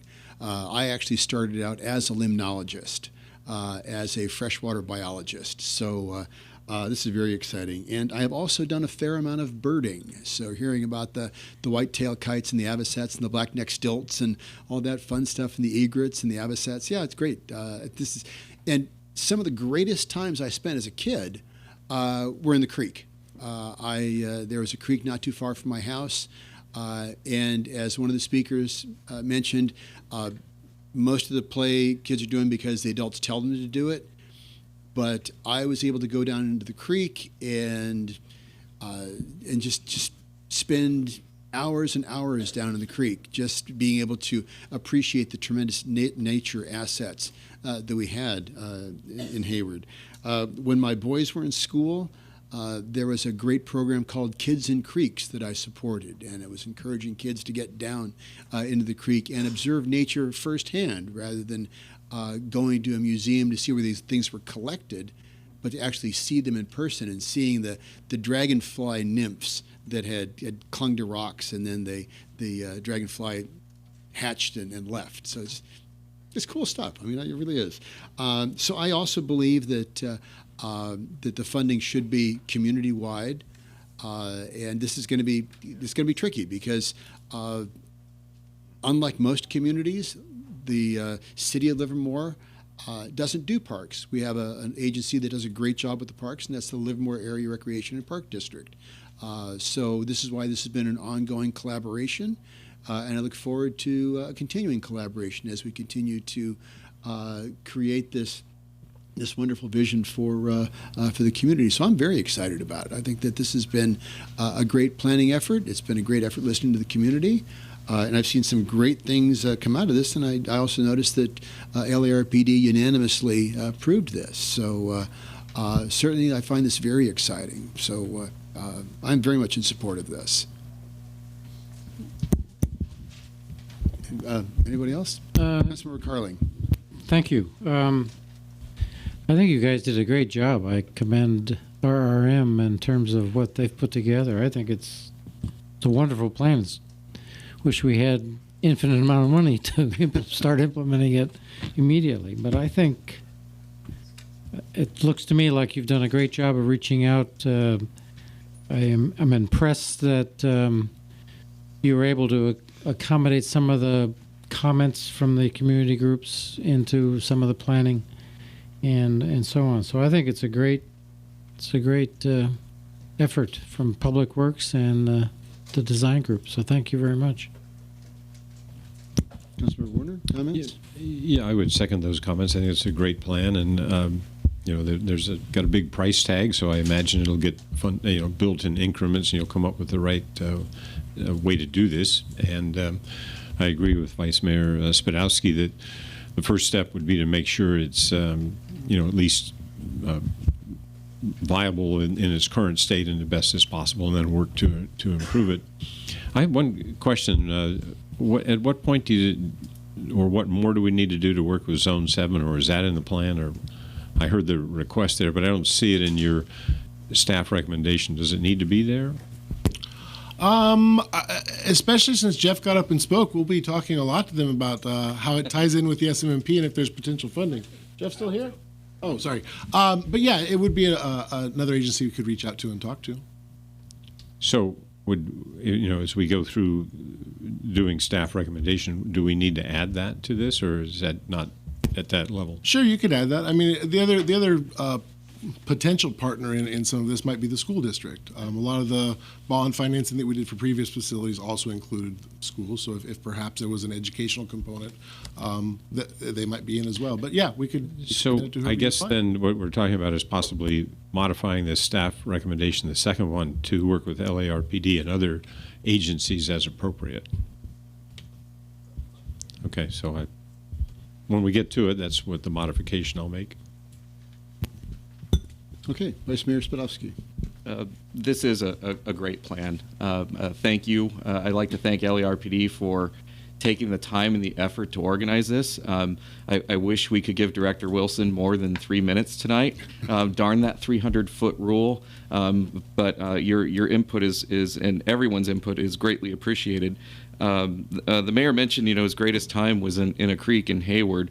I grew up next door in San Leandro. My greatest time was in a concrete channelized flood control facility. So, catching pollywogs and we thought, we were in the movie Grease because it kind of looked like that channel that they raced the cars down. But, it's great. Now my daughter is in 4th grade, and Kids for the Bay, they have a creeks program, and she's going to be undertaking a creek field trip. So, and she's right there at Altamont Creek. So, in this neck of the woods here. So it's just great to see facilities included that could open up these opportunities.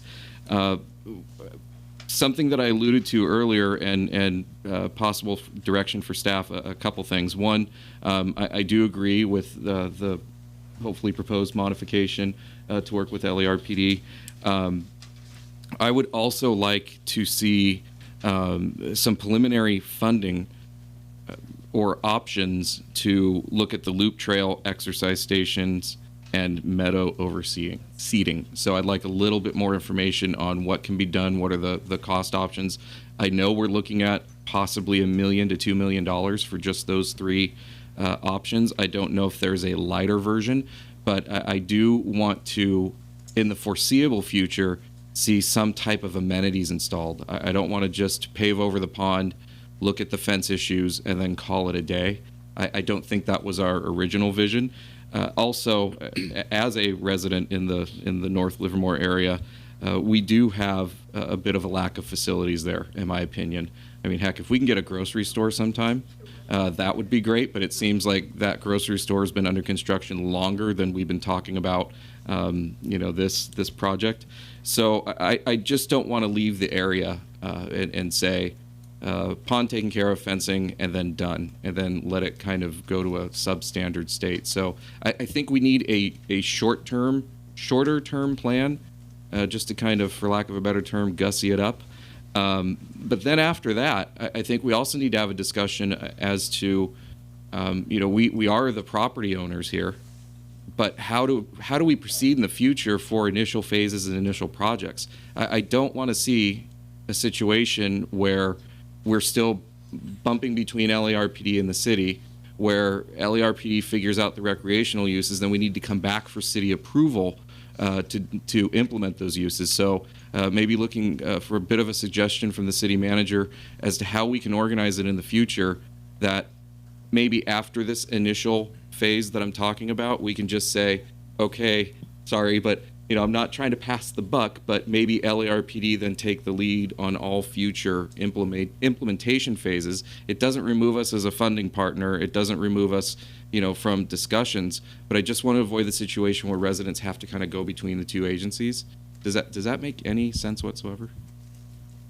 Maybe not. I understand the concept there. Ultimately, you're going to need agreement between the 2 legislative bodies, between the council and the board, right, as to what the appropriate time to shift responsibilities, if there is such a shift. That ultimately might be best facilitated by a subcommittee of both of the groups to ultimately have that discussion. We can certainly facilitate that at staff level, but ultimately both independent bodies need to come to an agreement about how to move forward if that's something the council wants to pursue. So there may be enough at this point to form such a subcommittee if we're looking at more than just fencing and duck pond removal. If we could do kind of a phase 1A light, maybe we should, maybe I'll suggest we form that subcommittee at some point in the near future. I don't know if it has to be tonight. I don't know if we can form that tonight if it's not on the agenda, but maybe we have discussions with LARPD on the side and figure out how to do this. I don't know, City Attorney. It would be helpful to coordinate with LARPD ahead of time to figure out what type of subcommittee would be best. If it's a subcommittee that would consist of less than a majority of the City Council and less than a majority of the LARPD, it would still nonetheless be a Brown Act body. Right. So we need to work through those, coordinating those issues and noticing, but it'd be something we can work with them on. Okay. Great. Very good. Any other questions or comments?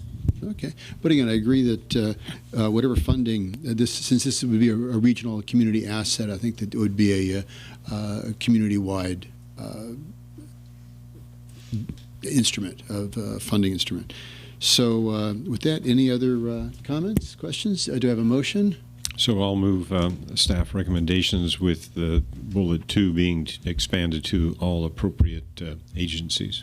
And see how much grant funding there is out there for environmental enhancement and stream restoration and all those sorts of great things, and educational assets. Okay, so moved by Councilmember Warner. I'll second, but I also have an amending motion. Okay, amending motion. So the amending motion would be to include a direction for staff to explore the development of a subcommittee to implement a early phase 1A, for lack of a better term. I think I was pretty clear as to what we were looking at. Okay. So is that amending motion? That's great. Agreed to by the maker of the original motion? Okay.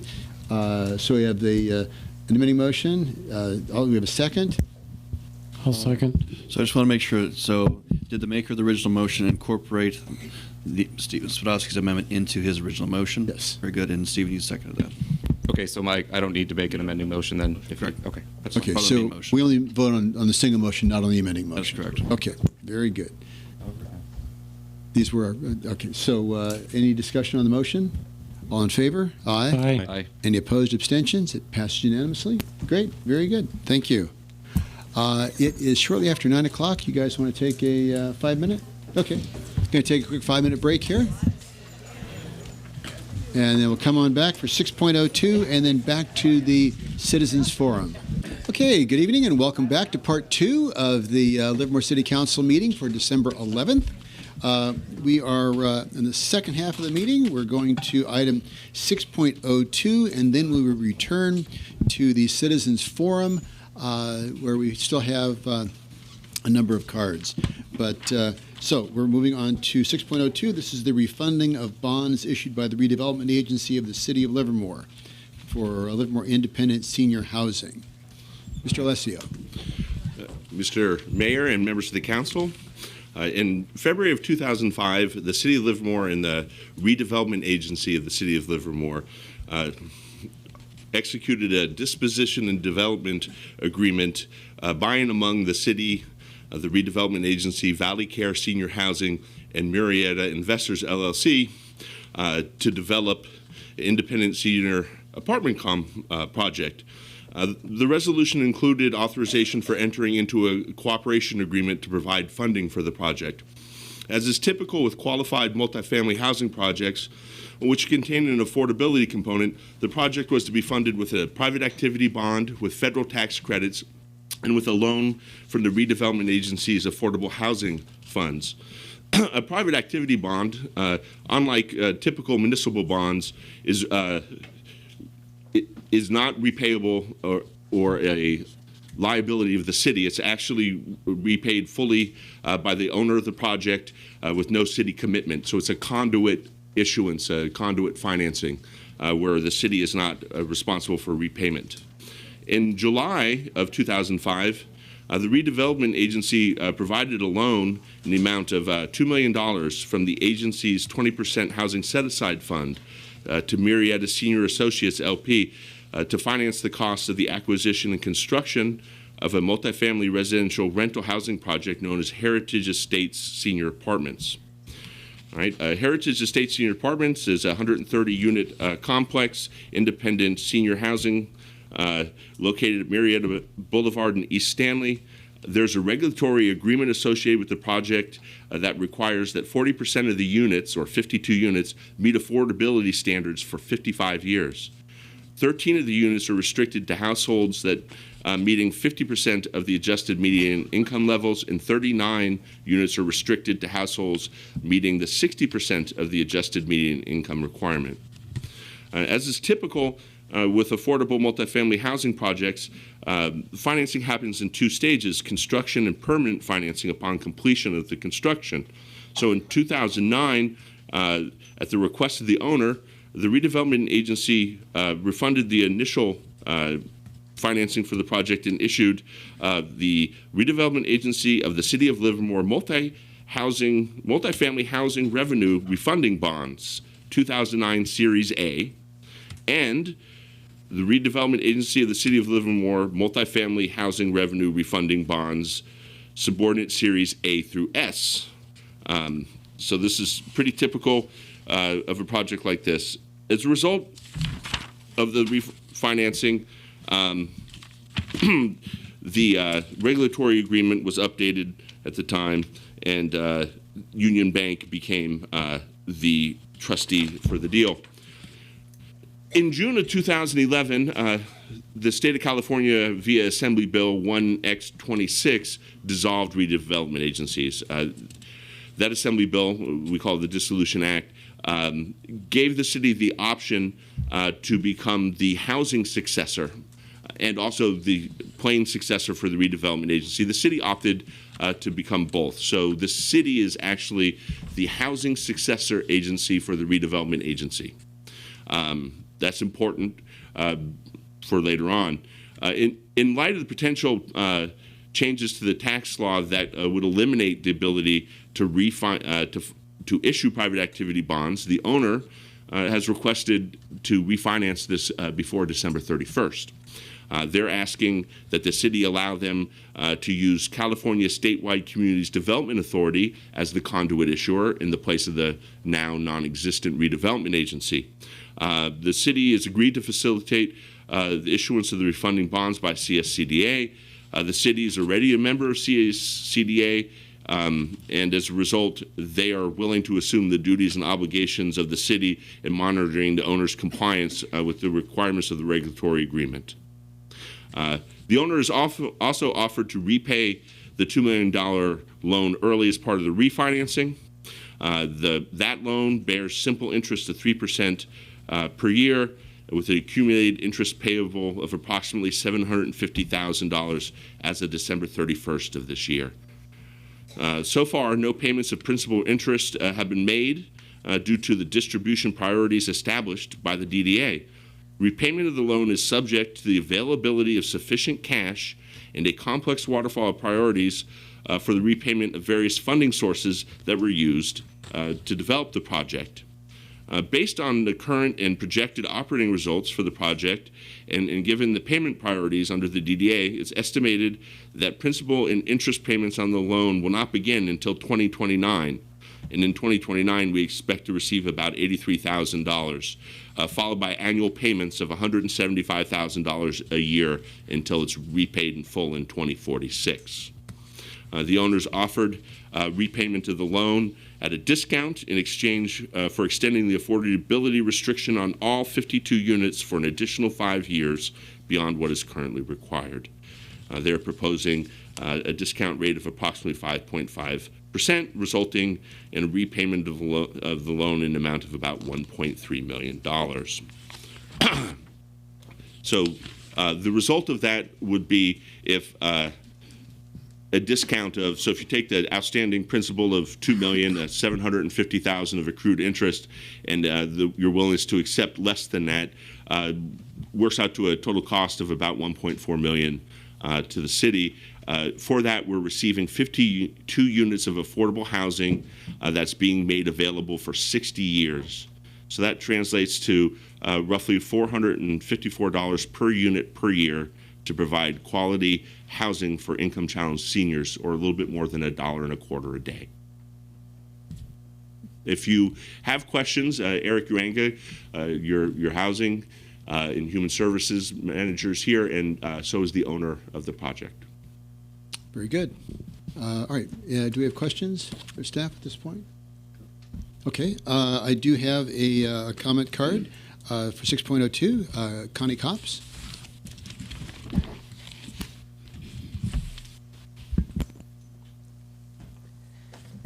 So, Union Bank is a trustee of a $30 million transaction that also took place on one parcel of the old golf course.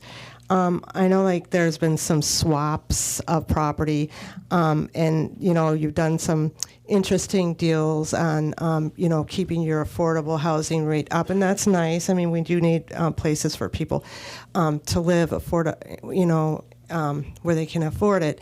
But my question, and it really intertwines with all of my concerns around Springtown, that $30 million that was put in the Union Bank Trust, was it swapped at all with any of these properties in any way, shape, or form? Because I don't know why where that $30 million was actually getting, but it was the same trustee as the one that you're talking about now. So I'm wondering if there was any intertwining of that revenue stream to these properties and their revenue streams. I also get a little concerned, even if this property loses its affordable housing ability in 62 years, because you're going to attract a population of people who do need homes. I know telling baby boomers are growing up, and we might not have that need as much as possible. But because because you've gotten so creative as a city with how you are, helping people afford housing either through Section 8 or, the funds, the developer funds, and their commitment to like 4% or 3% or whatever it is per unit. I really want to know, is it equally distributed throughout our town, our affordable units? We can't, I fear gentrification in areas, and I fear sometimes we're robbing Peter to pay Paul, and that's cool if you're Paul, but if you're Peter, it's not. So thank you. Was there any connection between the $30 million? The funds from the revenue stream that came from the land in Springtown, the parcels in Springtown? Okay, thank you. Staff, are you familiar with? Is there any? So Union Bank acts as trustee for a lot of transactions. I'm not sure what $30 million that Connie's talking about, but this has absolutely zero relation to Springtown at all. Okay. So all the revenue streams you're talking about are from the Marietta project, is that correct? So it's the Heritage Estates and not the Heritage Park unit? There's two, there's Heritage Park and then there's Heritage Estates? Sure, this has nothing to do with Heritage Park. Thank you. Okay. Thank you. Okay, any other questions or comments? Okay, I'll close the public comment period, bring it back to the council. Questions, comments? Do I have a motion? Yeah, I'll move we accept staff recommendation. Okay. Moved by Councilmember Carling. Second. Seconded by Vice Mayor Spadovsky. Any discussion on the motion? All in favor? Aye. Aye. Any opposition or abstention? It passed unanimously. Very good. Thank you. Thank you very much. Thank you. Okay. We're now going to bring back we still have a few more things on the council agenda, but we're going to bring back the Citizens Forum. But I'd just like to have a few points, if I could have staff clarify a couple of things, because I think that I'm hearing some recurring themes here and I just want to make sure that that everybody's clear. There seems to be some misinterpretation of the steering committee and the outreach process, and I just want to clarify with staff a few points. What was the purpose of the steering committee? Sure. The primary purpose of the steering committee was to develop an outreach plan. Right, and to define or to identify which were the key elements for the downtown. That's that was right. my understanding. Mm-hmm. And then the purpose of the outreach, as I understood it, was to define those elements and prioritize their importance in the community. Is that pretty close? That's right. Okay. Was it ever the intent to have the outreach be a popularity contest and to select a specific plan? No. Okay, so it wasn't an idea that it was my understanding that the idea behind the drafts that we had were to give the community some sense of context of what these things would look like. But it wasn't a popularity contest. It wasn't a final plan. That these were concepts to give context. Is that right? Yes, those were intended to be initial concepts to give the community something to respond to, and we, through the outreach process, did indicate that we didn't expect that any one of those plans would be selected, but rather it would likely be a combination of elements that would be put together. So it was defining the elements and providing some context around those individual elements. Did we select a plan on the 29th? No, you did not. So you selected, you directed staff to study a couple of plans with different aspects in each of those, some concepts. Okay, and what were the three top priorities? So the top priorities were parking, open space, and community character. Okay, parking, open Community space, and character community and open space. community character and open space. Right, yeah. in that order.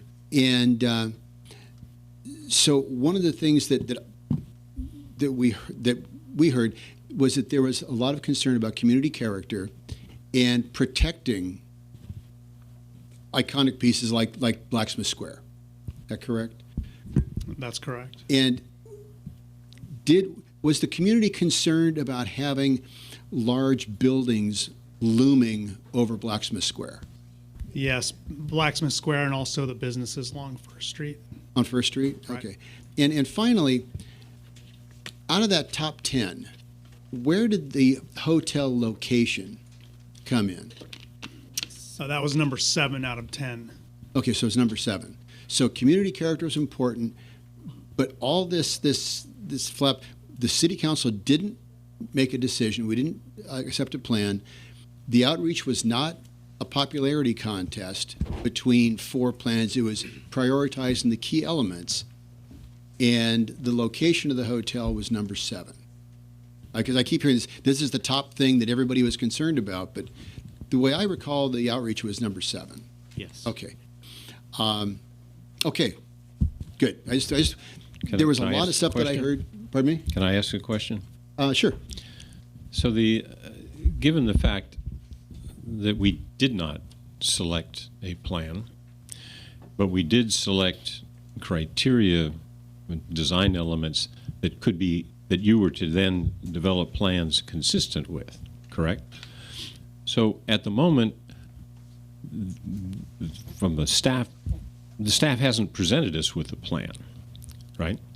That's correct. So we don't have any numbers at this moment with respect to anything in that plan, correct? Correct. So we don't know how much open space is in that plan, correct? That's right. The plans. And the other thing is the Stockman's Park was, that was indicated in the round range, a half acre, but there was also the Stockman Plaza, which is another quarter acre, which also qualifies in this loosely defined term as open space. There are the the very green walkway between Livermore Avenue and L Street. That also is included in there. So, and then there are going to be open spaces around the housing elements. They'll be around the hotel. And we don't know what that number is. So anyone at this stage comparing anything to what you are about to develop has no basis for that. Is that correct? Yes, we don't have numbers for any of that. We are in the very initial stages of responding to council direction. Again, I'll just say the outreach was about planning elements. It wasn't about plans. And I just would urge that people try not to get in front of the process and that they do understand what we're about. And I just find it unfortunate that we can't proceed with, calm, rational deliberations with respect to this. So I would, and what we expect that it won't be until a few weeks that you probably have the plans, and then it'll take even a little bit longer to analyze them before any particular numbers would be available. But at that point, they will be available for the community to look at, correct? Yes, that's correct. Thank you. Okay. With that, just wanted to define a couple of those elements because I think they're important for the discussion. With that, we go back on to Mary Gestu, Dave McGuigan, Jeannie Haig. Mary Gestu? Okay. Dave McGuigan? Went home. Jeannie Haig? Went home. Greg Scott. Mr. Scott. Followed by Craig Bueno. Good evening, Honorable Mayor Marchand, City of Livermore Council, and City of Livermore staff. I am Greg Scott. I don't understand the leadership of Livermore on the issue of homelessness. I don't understand where it is on the responsibility, the accountability, what's attributed to what as far as actions and inactions, what, where, and when. We aren't getting results. It's fairly cold out there, and a number of people are out there. And it seems to be, as in the Roman language of Latin, it seems to be panem et circenses, bread and circuses. It seems to be appeasement here and distraction. It just doesn't seem fair. Tonight has mentioned the lack of resources. Well, my understanding, the Human Services Division has an annual budget of $1.6 million. You all voted unanimously, rubber-stamped the CAPER report, the Consolidated Annual Performance Evaluation Report for the Housing and Urban Development, Community Block Development grants. That was $366,000+. You all unanimously voted, rubber-stamped, the carryover of $58,000 for Adobe services. That seems like resources to me. I just don't understand it. And people are out there suffering.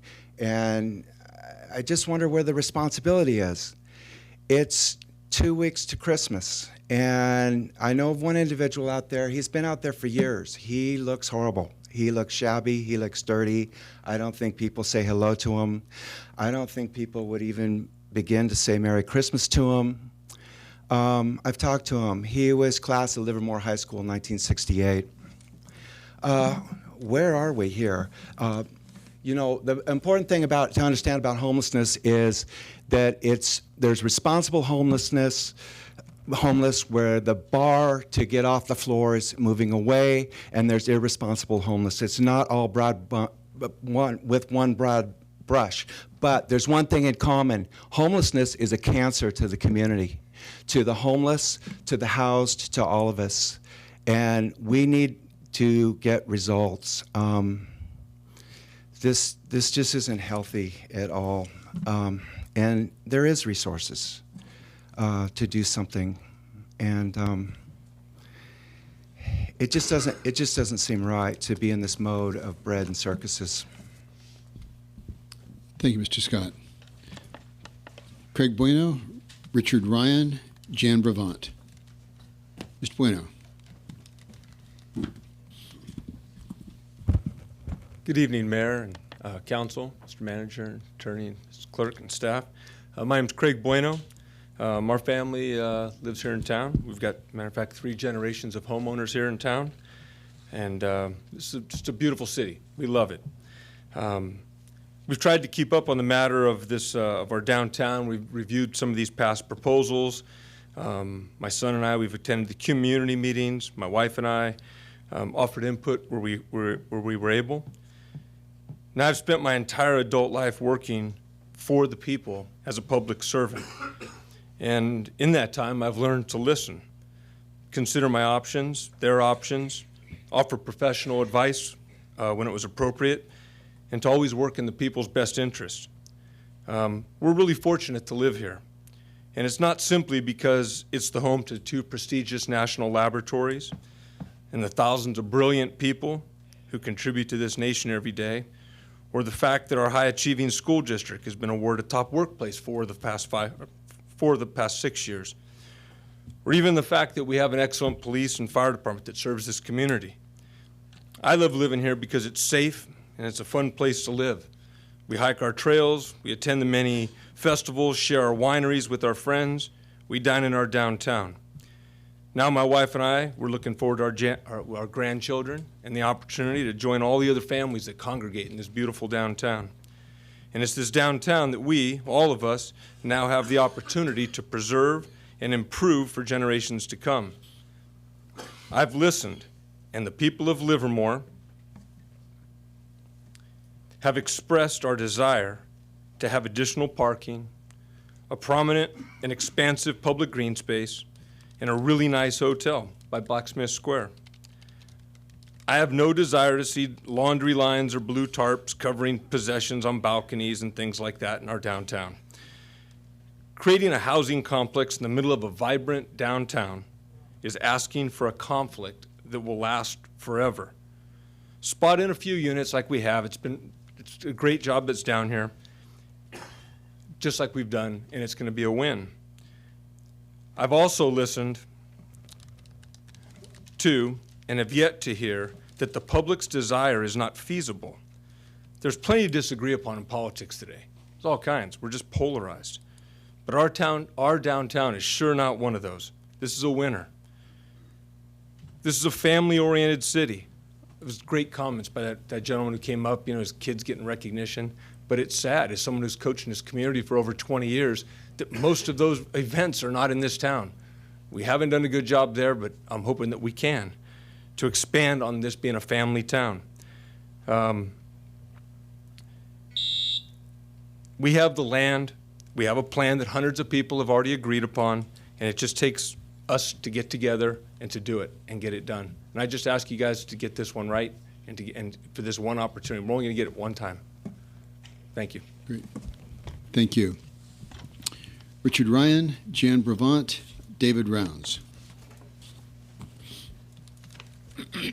I'll be brief. I really second the comments that were just made. I'd just like to emphasize the 3 things that the public said in the outreach program: for parking, for open space, and community character. Really, community character and open space go together, so I think those should be combined, because that really is Livermore. What will make the open space work is a hotel on the west side. So please emphasize these things in your planning. I think perhaps it would be appropriate to bring back West Side Plan A as one of the components to incorporate into the planning. I understand what you're saying, that no plan has been approved and so forth, but the concepts in that West Side A plan were really meet what the people, I think, in this town want, and the components should be included in the overall study. So thank you. Thank you, Mr. Ryan. Jan Brevant, David Rounds, Tamara Royce.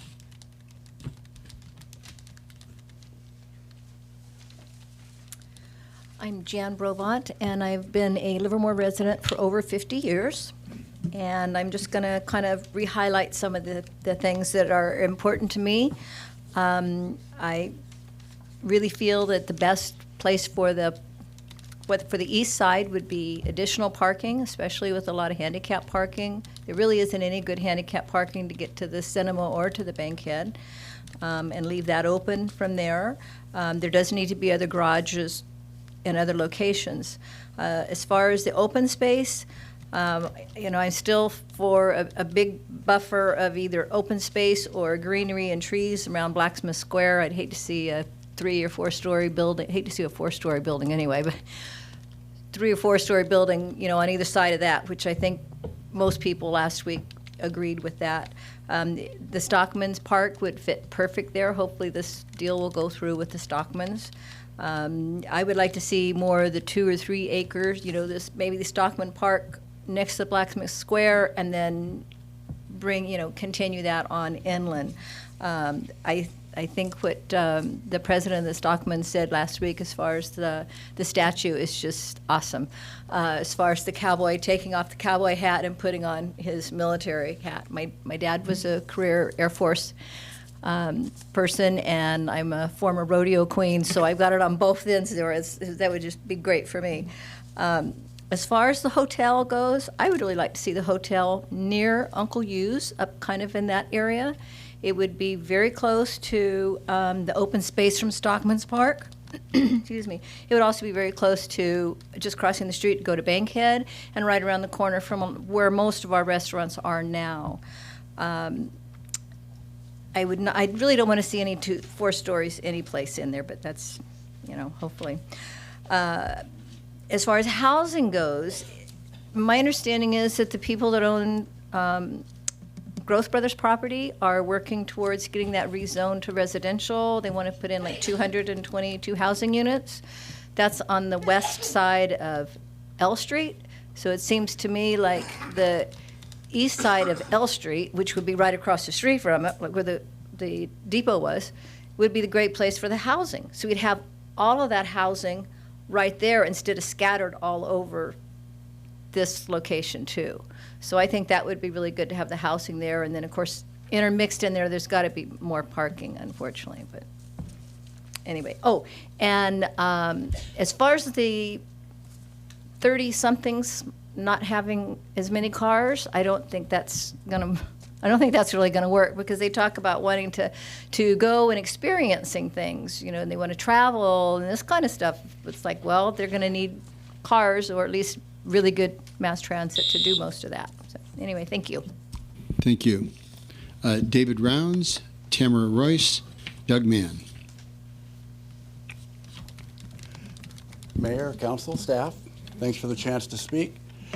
After the November 29th council meeting, I was a little confused and a lot frustrated that after this huge effort to reach out to the entire community, the council would then disregard several significant elements identified as important from this community outreach effort in favor of input we all had just received a few days prior from an ad hoc group of local business interests. So I watched the meeting again today to see if there was some learnings that would provide guidance as to how the process, in my view, took a left turn, and I had no luck. However, one item did stand out, and that was the council's instructions to David Early and the city staff to look at putting some or all of the housing next to the Bankhead if the hotel was on the west side. One of the significant learnings that bubbled up from the public outreach process was just how important it was to have more parking next to the Bankhead, particularly handicap parking. Putting housing at this location could negatively impact space for this parking near the Bankhead. Reinforcing this need are the results of a recent survey conducted by LVPAC and published in The Independent last week. The survey indicated an increase in attendance and participation at both the Bankhead and the downtown businesses. The number of attendees who saw multiple performances during the year was up substantially. Ticket sales were up 20%. Half of those who responded said that they spent at least $25 per person at local businesses, and many spent much more. which is great news. It's welcome news. But as often the case, success brings with it some baggage. According to Scott Kinnison, who was quoted in this article, the #1 concern of those surveyed was the lack of parking in the downtown area.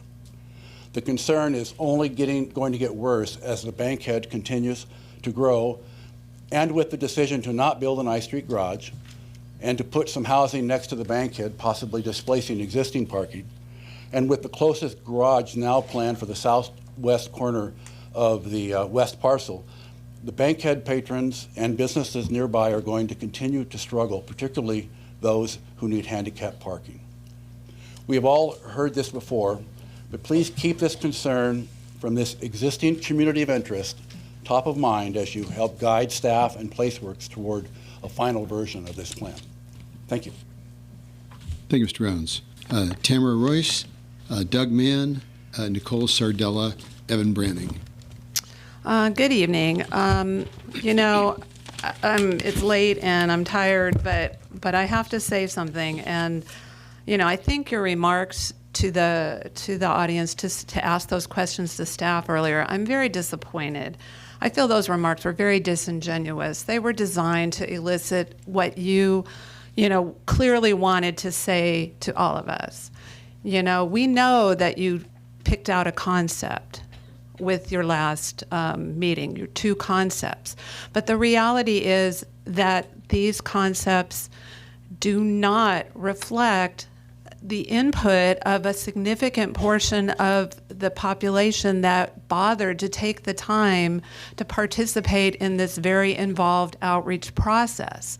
So yes, you've got a couple concepts, and I agree with all the speakers who've said why the West Side one is not workable, or at least it's not enough. It doesn't respond to the input that the community had. And presumably I can only think at this point that you don't intend it to. I don't believe you're trying to put anything over on us, but I don't understand what's going on here. I don't understand your reasons for being so resistant to these ideas.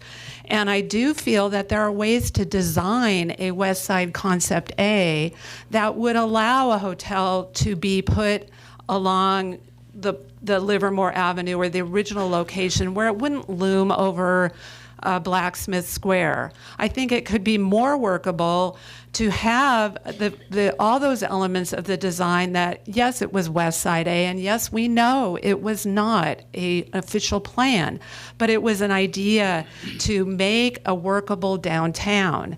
Instead, what we get from you is you don't want that.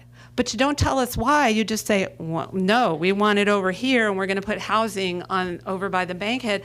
Doesn't make any sense to me. And I'm tired. I would rather not have to come to these meetings, and hash over this and over this. I like all of you. I think you're great people and you do a remarkable job. But on this issue, I just don't understand it. I want us to work together. I want to find a way to make it work so that everybody gets something that they want. But it's not easy at this point. And I'm very disappointed in the process, and I think many other people are feeling left out too. Please, consider studying another alternative that reflects those other elements so that we can, as a community, can compare the different costs and compare the different functionality of those plans so that we can give you the feedback that you say you want from us to make a great downtown. Thank you. Thank you, Ms. Royce. Doug Mann, Nicole Sardella, Evan Branning. Greetings, Council. I think one of the things maybe some of us feel like we're noticing out here is that Council is not maybe learning fast enough from us, but I do want to point out that Council does learn from us. One of the things in the run-up to the Citizens Forum that I was dreading might be coming was that the timer would be cut from 3 minutes to something shorter. In the old days, that might have happened, and I appreciate the fact that you didn't do that today, Mr. Mayor. I think that's the right move, and we're all here hanging in there to say what we have on our minds. And we slowly have learned some things and made some things better about the plans as they're coming together with the downtown. It's great that at the last meeting, it seems like the I Street garage is losing favor. That was a congestion-inducing parking solution, and I like that. But the other, the big thing that came out of the last meeting was finally fleshing out a little bit of what the Stockmen's Association really could mean. That was sure, we heard about it in October, but then we didn't really hear anything about it until the last meeting. And the idea that we can do a land exchange as a way to deal with the debt is huge, and but we need to slow down now and learn what that all means. I mean, the idea that you went forward with the two, recommendations to staff that you made was the wrong thing to do. You should have pushed that. You said, wait a minute, we have a whole new concept here, and I think it would have gone over very well with the public if you had said, with all this discovery, let's see where we can take this. It was premature. Once again, in unfortunately, a way that reminds us of what happened with Lennar, where you put the cart before the horse, no pun intended. Stockman's, come on. All right, anyway. And so, it's starting to look like Lennar again, and we don't want that. I don't think, nobody wants that. Last week, I do want to respond to some of the comments I heard from one person who said that building houses out here at the end of the road is the middle of nowhere. It's not the middle of nowhere. It's near the library, near the police station, near what should be a better shopping center, which hopefully can grow into something better. Putting all the houses out here can be possible if you put them over the solar farm and you lift the panels up to the roof. There's lots of land at the end of this, and the idea that you recommended to staff that we put houses next to the Bankhead Theater is unbelievable. You shouldn't have done that. So that's it. And get rid of PlaceWorks. Thank you for their service, but we can take it from here. Thank you, Mr. Mann. Nicole Sardella, Evan Branning, Susan Edgar Lee. Hi. I just want to say thank you for listening to our comments, and I think a very sad outcome of this process would be to ignore the experts and professionals who their job is to do city planning and figure out what's needed for a very emotional response just to placate some very emotional residents. I hope that we're forward-thinking in the plan that we come up with. I think I was in Dublin looking at all of the houses, and I know we don't want to be Dublin, but thinking about where all of those people would be if those houses weren't there. We need housing. It's a housing crisis. We all need to be doing our part. I also want to put out there that it's a woman's issue. If a woman is in a domestic violence situation and she has to leave and she doesn't have the support of her spouse, where is she going to go if there's no affordable housing in this area? I don't know where I would go if I didn't have my partner and I had to find housing by myself. Families, it's unaffordable. We need something. So thank you for putting affordable housing in there, and I hope that we keep at least the number of houses that you have proposed. It would be great if we added more. I think an even sadder outcome would be if nothing happened. So I do hope this has been a fantastic story. It's been very fun following along. It's a great story arc. It really feels like there needs to be a conclusion now. I hope that we come to a conclusion soon. Thank you. Thank you. And fun being a relative term, right? Evan Branning, Susan Edgar Lee, Anna Lim. Mr. Branning. Good evening, Mayor, staff, City Council. I apologize for how I'm going to start this, actually, but unfortunately, I hope I misunderstood, but it sounded like to me that the president of the school board came up and said that teacher housing and first responding housing in the downtown would be a blight. I know that he has a public forum, so I hope in the future he will address what he meant by that.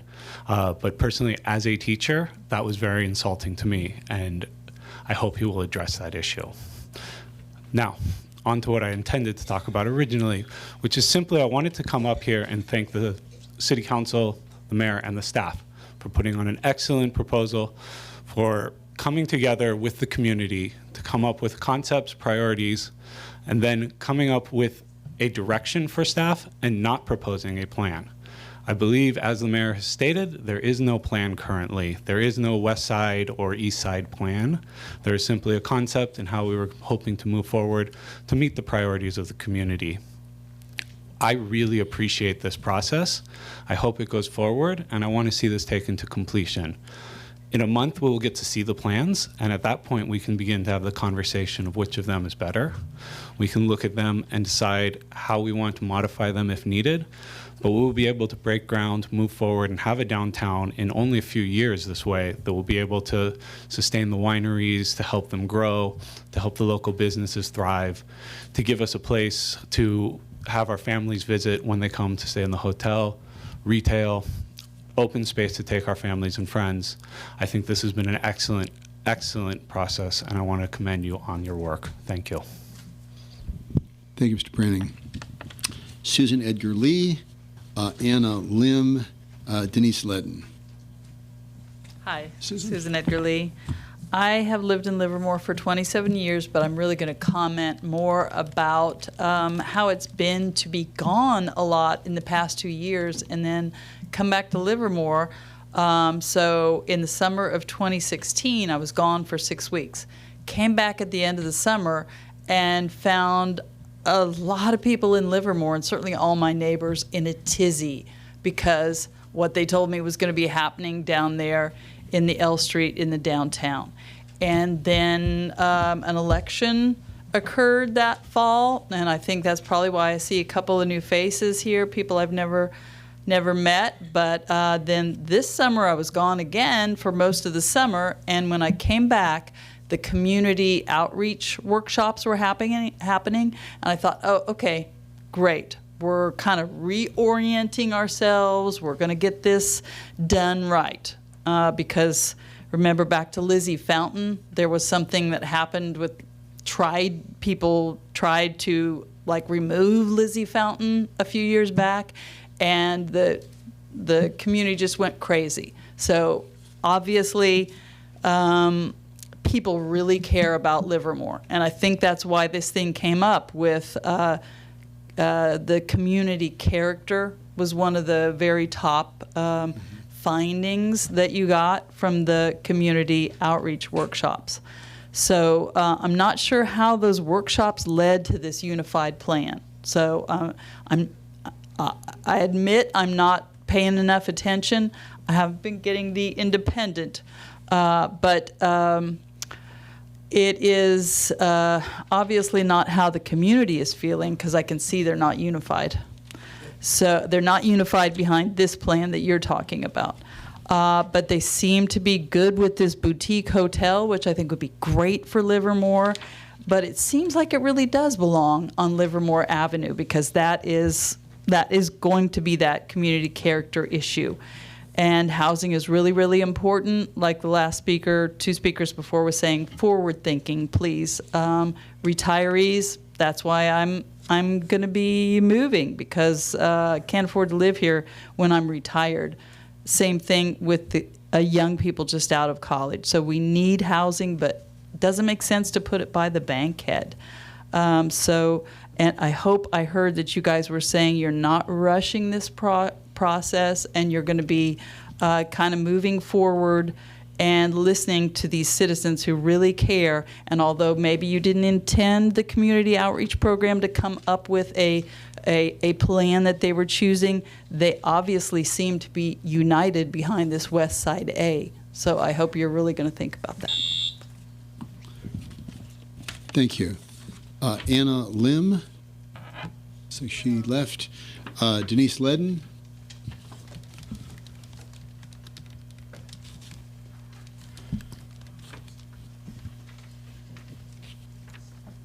Me too, City Council. I'm tired. I'm sure you are too. The majority in this town have made their wants known, wanting an iconic, large, green, open space for the community.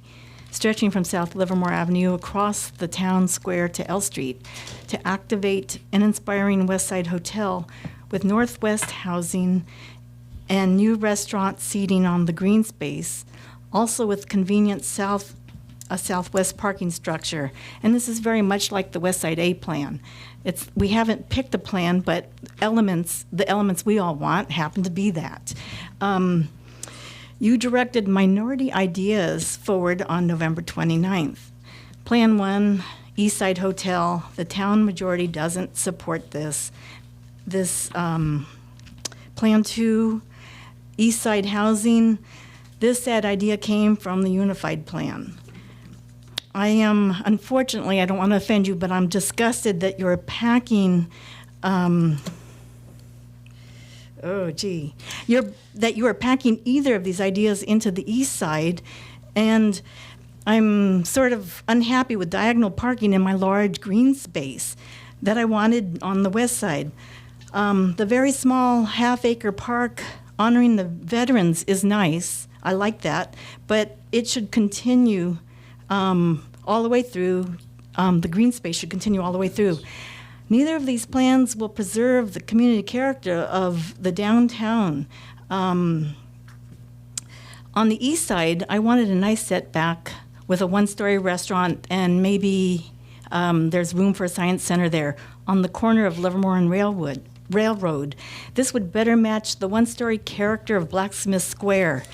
It's like if you put those three-story things right there on the east side, that is also looming over Blacksmith Square. It should be one story and one story. Some additional surface handicap parking with a parking structure on the east side, stair-stepped next to the bankhead. This would look better than a behemoth east side hotel or 130 apartment units of workforce housing. I feel like your excuses are weak. One of them being that the downtown runs at a small loss. This is the point of government, to provide collectively for community projects that privately would not happen. Last time, I shared that Livermore was different. I asked you to be visionaries because I don't expect the developer to be that visionary. It's got to be you guys. After approximately a year's time and sizable amount of money, the City Council ignored a gigantic amount of data, the majority of 1,000 comments gathered from the workshops, pop-up events, and City Council meetings that represented the community's wishes, not the minority of business leaders who support an East Side hotel. I second comments of the third plan of majority ideas. I echo the process will be delayed otherwise. Thank you. Thank you, Ms. Ledden. Brian Mayall, Connie Copps, Lisa Tromovich. Brian Mayall, okay. Connie Copps and Lisa Tromovich.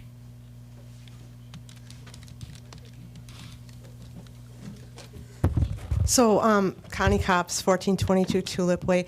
I thank you again for the opportunity to speak. I tend to agree with a lot of the speakers on a lot of issues, especially when it comes to maybe not really hearing the voices of your community.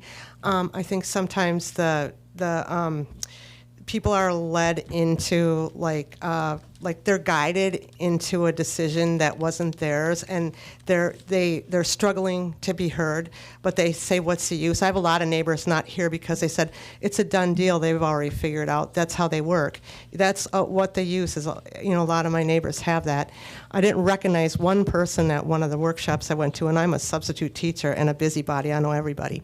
So I'm a little concerned about the process that Springtown had as well. I really want to thank Mr. Scott for all his comments on how we need to address affordable housing and homelessness. And I'm really hoping that we do it in a way where we don't create more homelessness. I really hope we do a boots up, let's get out, let's, find a way for people to be productive. And I really think that we need to revisit, the vision of our community by looking at it as a whole as well. David Early, I believe, was also the facilitator for the first round of Springtown meetings in 2008, and he made recommendations, and one of them was to advertise the golf course a little bit better. I think if we weren't piecemealing our city and tried to have some visionaries to how the actual downtown is going to incorporate into the surrounding communities that we're look at the whole picture as a whole community, because one facet of it will affect another area of it, just how the domino effect is. And I really do feel sorry for people, I know you mentioned your own boy is having a hard time staying in Livermore, or was, and you said that, and it's we really have to try to integrate with integrity. And I see some bigotry going on in various phases of how our city works, and I really don't like it, and I think we can change that. And thank you for listening. Appreciate it. Thank you. Jeff Caskey, Nancy Bankhead, Nancy Mulligan. I'm sorry, Lisa Tromovich was, yep, I'm sorry. I already had your card? Yes, Lisa Tromovich. Ooh, that was a trick, okay. Yeah, Lisa Tromovich, Jeff Kay, and Nancy Bankhead. Thank you. I want to thank and encourage the City Council and city staff who are working so hard to design a downtown that is inclusive of the citizenry of Livermore. It saddens me to see so many false statements in our weekly paper, and tonight hearing false statements propagated as part of public comment. As staff did clarify, Westside Hotel A was endorsed by the vast majority. There was no vote held or endorsement invited, but instead we were asked to generate new ideas that could be added to the mix as the city moves forward with a formal planning process, which it has. The paper falsely reported that our unified vision was brought forward, quote, after the outreach process had been completed, close quotes, when in fact it was generated by the outreach process and the visual representation of the ideas was submitted by the deadline. The city has moved forward with a multitude of creative ideas to work with. It's sad that people are getting whipped over, in some cases, over things that simply aren't true. And some are refusing to acknowledge that the city planners have yet to provide their expertise addressing the city's needs. And some are failing to observe and appreciate the process that we're engaged in. Personally, I'm getting my news online now from the Livermore Citizen, where I have not seen a single false statement. I think the reason people representing hundreds of residents spoke on the 27th for various elements that happened to be in alignment with the unified vision, though they may not have even said that, was because it did unify many community needs.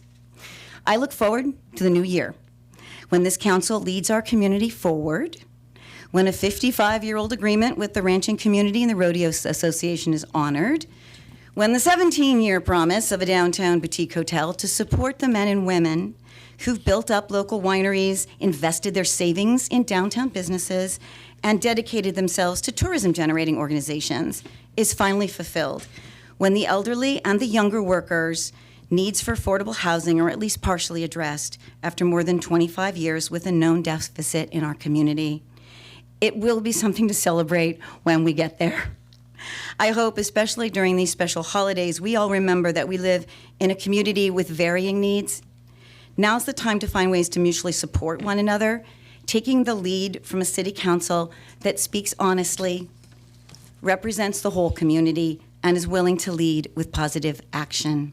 I wish you all happy holidays and a productive new year. Thank you. Thank you, Ms. Tromovich. Nancy Bankhead, Nancy, oh, wait a second. I'm sorry, Jeff Caskey, or Jeff Kay? Jeff Kay? Oh. Okay. Good evening. Got a lot more Yeah. I'm Doris Ryan, but I've been asked to speak by Jeff Caskey, and these are his words. I would like to encourage council to pay stronger attention to the outcome of the downtown planning public outreach process they worked so hard to create.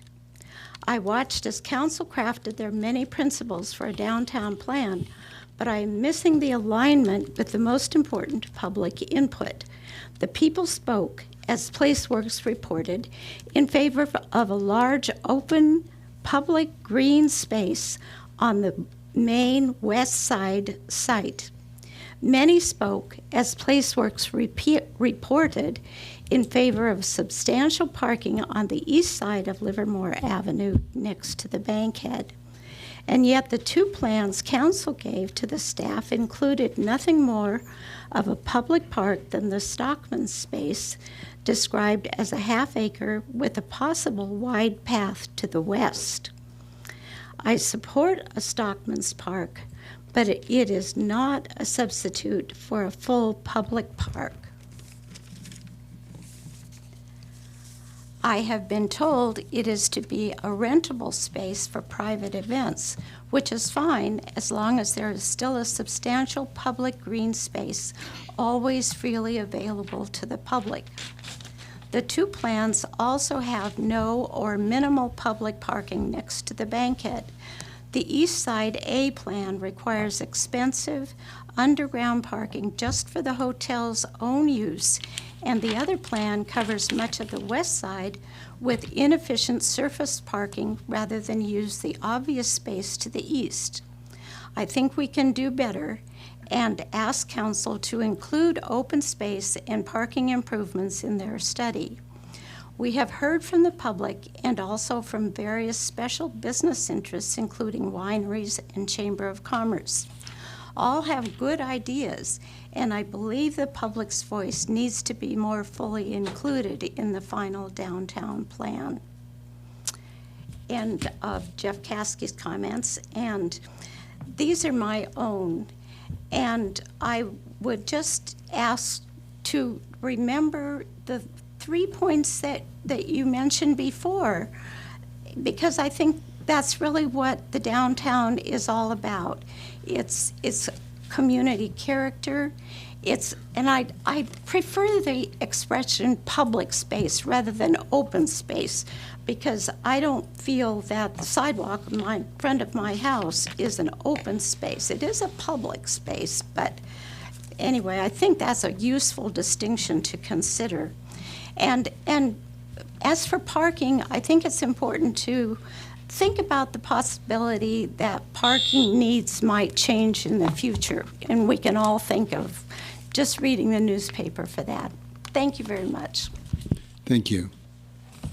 Nancy Bankhead, Nancy Mulligan, John Stein. Hello. I have 3 things to bring up. The last time I spoke about the banners that go around 4th Street, how they're doubling in price.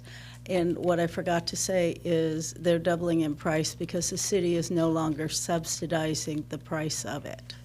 So that's what I wanted you guys to tell me why you're not doing that. Second, when I came to the meeting on Monday, I went to the other room and there were 2 other rooms used. When you have that big a meeting, is there a way that we could sign in? Because you can't see us in those other rooms, is there a way that we could at least, that you would at least know if you went through the list that somebody was here? Anyway, just an idea that you just print your name on a piece of paper and that you're here. I didn't speak, but I was here to listen to what was being said, and I think that would be helpful to you guys, maybe, I don't know. The third thing is, I was born and raised in this town, and this is tearing my town apart, and it saddens me. And I am not speaking for the Bankhead Theater, I'm speaking for Nancy Bankhead, who is a totally different entity than the theater. It saddens me that the young people want this, the old people want that, and we cannot come to something that can be so great. And I mean, at this point, I'm sorry, I don't want anything there because I don't want this fighting. I'm tired of it. And I'm sure you guys are too. But it is just the saddest process for me to sit here and listen to people going, well, they want this and you want that and da-da-da-da. It's just not nice. and this is supposed to be something nice downtown. And this, how do you start something nice when you've got this much vile going on? That's my opinion. Thank you. Thank you. Nancy Mulligan, John Stein. Oh, Doris Ryan already spoke. Okay. Hello, Mayor, Council, and staff. I attended the meeting on November 27th and was very happy to hear all the speakers in favor of a large green space in the new development. And pretty unanimously, the speakers asked for less housing, no more than 3 stories, and adequate parking. Most wanted the hotel on the west side facing Livermore Avenue. Imagine my surprise when I saw the letters to the editor next week and discovered that you had completely disregarded all the months of input and decided to pursue your own ideas. You decimated the green space and moved the hotel to L Street, where you know nobody wants it. Shame on you. Many of us campaigned for the 2 Bobs since they promised to listen to the community. Sadly, they have turned their backs on their constituents. You have failed the people who voted for you and completely disappointed those who put their faith in you. The West Side Hotel makes more sense to me. The East Side is perfect for a parking garage that serves both the Bankhead, where we could have some handicap parking, and all the new businesses that will be in the redevelopment area. If more parking is needed on the west side, put it in the southwest corner, where it can serve the west end of Livermore. Considering input from all the meetings, I'm sure that 90% of the people in Livermore want the green space from Livermore Avenue to L Street. Please don't ignore this telling mandate. If you don't restore that green area, you will alienate most of the city of Livermore. So this council will then have the same horrible approval rating as Congress. Do you really want this to be your legacy, that you couldn't do the right thing and instead disregarded the input from the redevelopment meetings? This is your chance to show the people of Livermore that you care about what they want in this special area of downtown. This will define our character for the future. But it seems now that you never really intended to implement any of the input from the workshops. Very sad.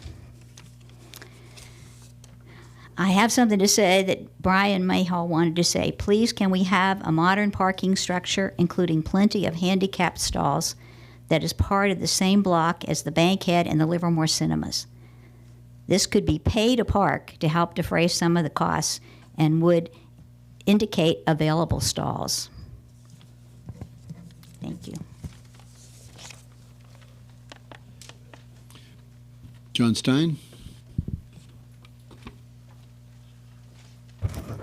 John Stein, 1334 Cathy Court.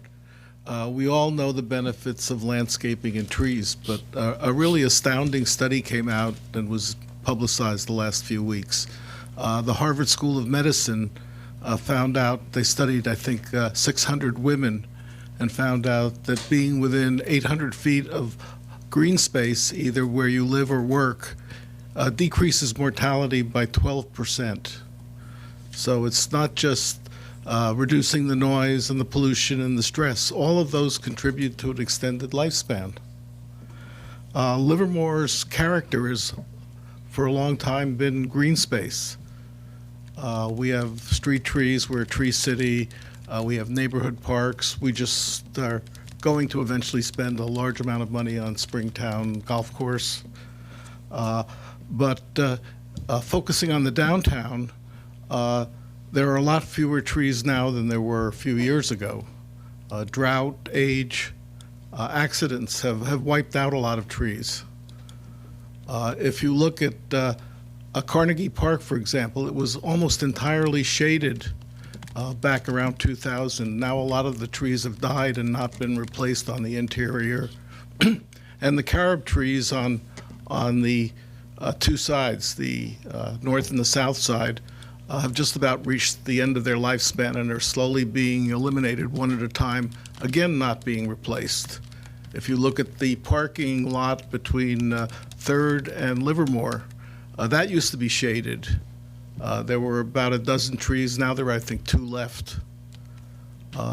Same way on Railroad Avenue. And if you look almost any street there are empty tree wells.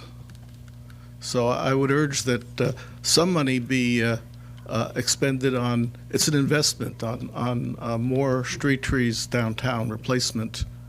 For example, everybody talks about the $500,000 we spent on outreach. Actually, we spent $553,000 with contingencies, and just the round-off error would probably replace most of those trees, the $50,000. Also, it disturbs me that in the Superblock area, the Lucky site, people say there is no criteria for open space beyond the half-acre Stockman's Park. They talk about plazas and walkways and building landscaping, but that's the second and third priority of the citizens. So I would urge that you develop a criteria. Say that 15 or 20% of the site will be in publicly accessible, landscaped open space. There'll be places to walk, sit, fly a kite, play Frisbee, whatever, have festivals. But I urge that you set a definite percentage of the site be in publicly accessible, landscaped green space. Thank you. Okay, thank you, Mr. Stein. Okay, with that, I'm going to close the Citizens Forum and move on to 6.03. 6.03 is the, and thank you for all of your comments tonight. I certainly appreciate your time. Thank you. 6.03, the mayor to appoint the delegate and alternate to the Tri-Valley San Joaquin Regional Rail Authority. Okay, I currently serve as the delegate to the Regional Rail Authority, and Vice Mayor Spadowski is also a representative for LAVTA. So with that, I would appoint myself to continue in that capacity, and also, if there's consensus here on the council, that Bob Coomber be the alternate. Okay, 6.04, appointing the vice mayor. First off, I would like to thank Vice Mayor Spadowski for a great job. I can't always be everywhere, and I certainly appreciate the support that you have given me. Also, you may not all know this, but I can only talk to one person before a council meeting, and that person has been the Vice Mayor Spadowski, and he's been great to bounce ideas off of. I will tell you, he doesn't always agree with me, but that's a good thing, because sometimes I need different views and different viewpoints and different perspective, and sometimes that different perspective wins me over. So it's always good to be able to bounce ideas off of folks. So with that, I have a plaque thanking the Vice Mayor. Thank you for a tremendous job. Great. Thank you very much. Appreciate it. Wait. We missed a photo walk. Oh, Oh, do we have to pose? Yes. Donna, oh yeah, go ahead. Donna, come back up. Social media wants. Do I get to make a speech? The reign of terror is over. The sub-reign of terror is over. Yeah. Darkness of heart. Do we do the whole? The Griffin. Here. Yeah.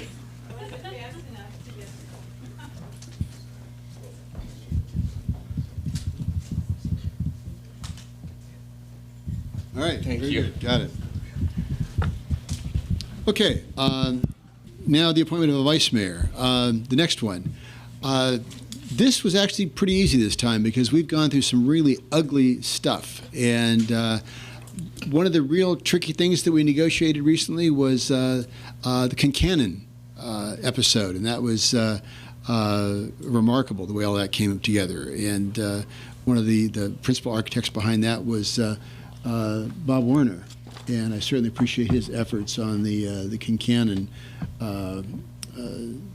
issues. So with that, I would appoint Bob Warner to be my vice mayor, because I think it'll be good over the next year. So, Vice Mayor, you'll be, if you accept that. Well, yeah, I accept it. I just won't grow a beard. It's not required. Okay, well, great. Thank you very much. In that case, moving on to 6.05, the successor agency meeting calendar. These look very familiar, like most of these are regular council meetings. At first I thought they were all additional meetings, and I started to panic. It's like, I haven't got room for that. I go, oh no, those days are already picked. So these are all, we've got workshops that are scheduled in there if necessary. So if the council could keep those dates open if you would, and then we can, if not needed, we won't meet. So there's. Can we get a motion on that, please? Okay. Do I have a motion to accept the Move calendar? approval. Moved by Councilmember Spadowski. I'll second. Seconded by Councilmember Carling. Any discussion on the motion? All in favor? Aye. Aye. Any opposed? Passed unanimously. Very good. Thank you. 6.06, the city subcommittee to conduct interviews of advisory bodies. This is a lot of fun. You get to talk with a lot of very dedicated people in the community, and it's something that I always enjoy doing. But one of the things that I like to do is to have some continuity, so that there's always somebody on the subcommittee that has been there in a continuing basis. So this last time around, it was myself and Councilmember Carling. So I would ask Councilmember Carling to stay on and be that continuity. Sure. And then appoint Councilmember Coomber to be the new member of the committee. So with that, moving on to 6.07, and that is the city manager contract amendment.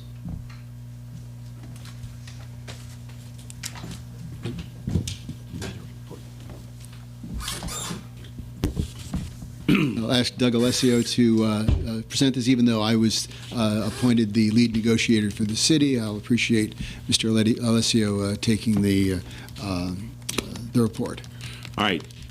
So items 6.07 and 6.08 are related. So We cover them both simultaneously. I'll talk about them both. So back in October, on October 17th of 2017, the City Council conducted performance evaluations for both the city manager and the city attorney. Their performance was deemed acceptable, and at which acceptable point is excellent, not just acceptable. They've been doing a phenomenal job. All right.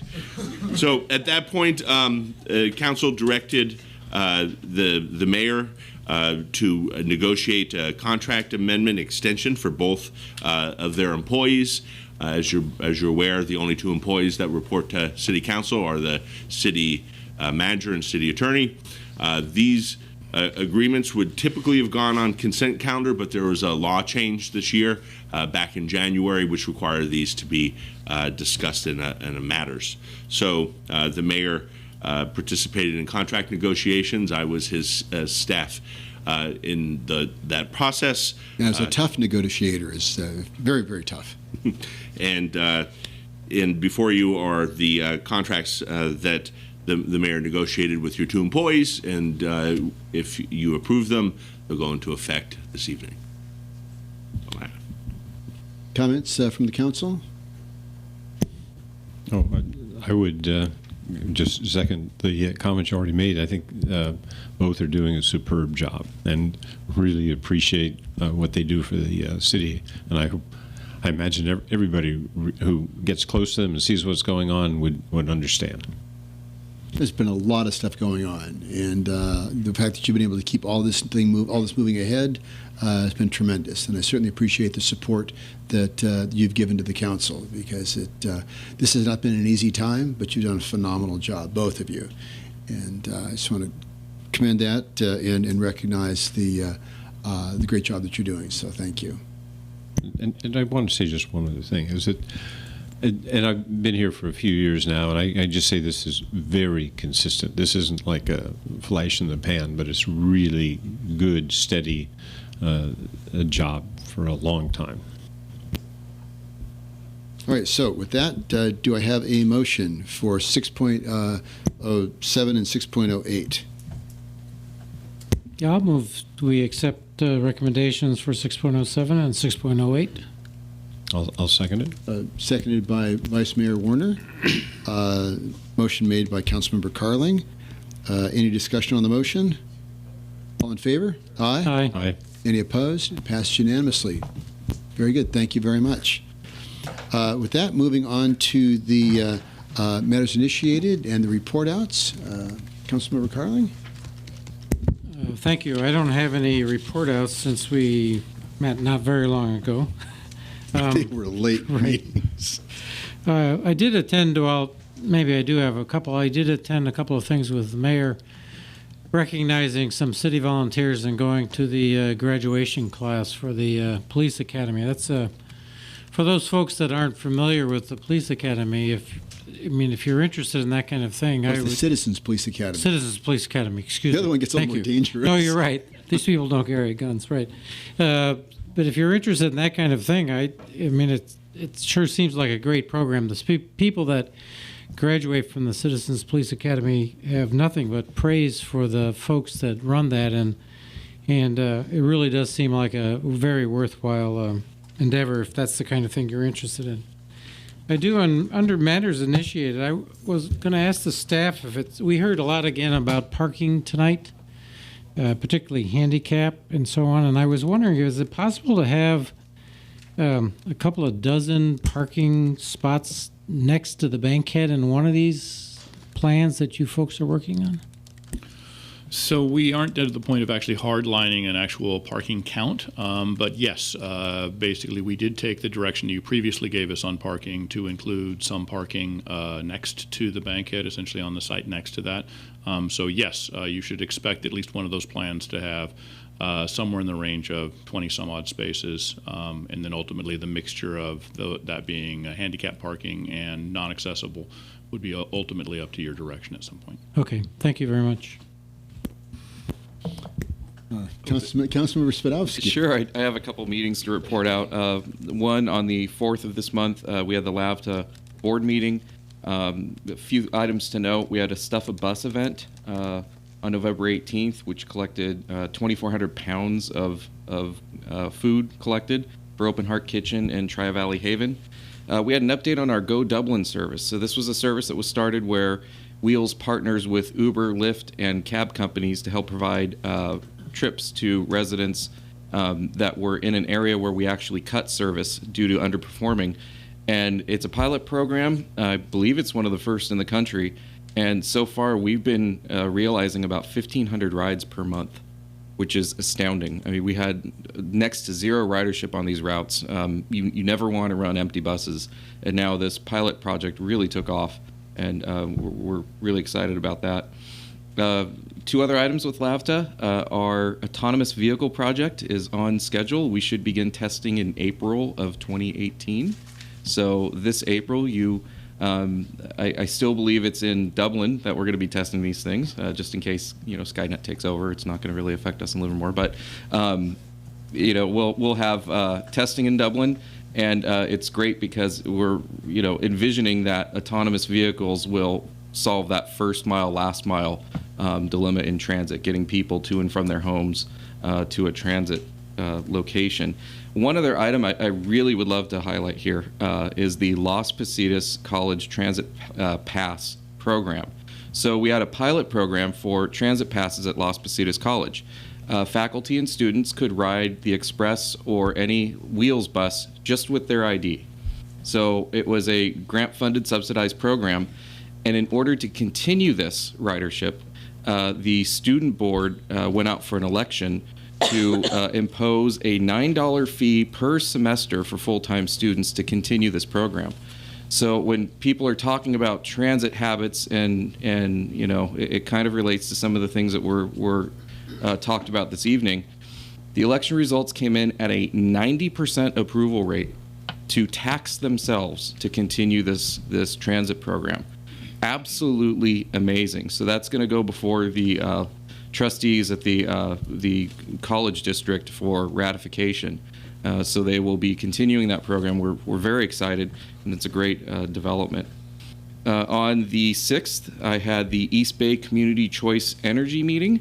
That is the agency that was formed, the JPA, to provide energy to cities in Alameda County. We are looking at again, around April of 2018, those autonomous vehicles may be powered by community choice energy. So it will be an alternate to PG&E. And in April of 2018, we'll be sending out notifications. The first phase rollout will be to government agencies and commercial businesses. So you may start to see a lot of PR material coming out over this new program. A couple other things I'd like to mention. One, just as a side note, I'll save the good one for last, but I am dismayed at the attacks that are coming out. People compared, I heard some of the comments tonight about how, it's relating us to Congress approval ratings. I've always felt that local government is the best form of government due to the participation and just the access that you have. I would really hate to see the national political strategies start to seep into local politics. So I would just ask people to really try to monitor their comments and lay off the attacks. So that's not going to benefit anybody in this process. Ending on a high note, I would like to recognize one of our police officers, Officer Rich Hill. I think our chief is still here. Officer Hill decided to solicit donations for the fire victims in Napa and neighboring counties. He collected 115 bikes and $2,000 worth of gift cards for the kids that lost their bikes and other possessions in the fires. He solicited online. He asked for a trailer. Somebody donated the use of a trailer for a day, and he drove them all up there to donate. So I just think great job for Officer Hill. He was my training officer for the Citizens Police Academy, CPA 22. So got to know him very well. He's a great guy, and it was just great for him to do that. Social media, I don't know exactly how much help he had, but it sounded like a good one-man show, so I wanted to recognize him for that. We have great people in this community, so thank you for recognizing that. Vice Mayor Warner. Yeah, it's been I think we've had a lot of meetings, but we haven't had time to actually go through any of this stuff, so I've got to. Yeah, there have been a few meetings, and Altamont Open Space Committee meeting, and the main thing out of that is we're moving forward on trying to get a study together that would help us prioritize, where we would like to make acquisitions with the money that's building up, and we've got a proposal underway, working with a professor from Berkeley, and we can make some progress there. Was also at intergovernmental meeting and an LCAC meeting, and one of the topics that was in both of those meetings is we've heard something about an arts career center, but we also know that the charter school site might be up for sale. And that there's discussion there of how that could be a pretty good site for an arts career center, and so that could be included in the feasibility study that people are talking about. There was also, I attended an LDI meeting as well, which they discussed the various plans.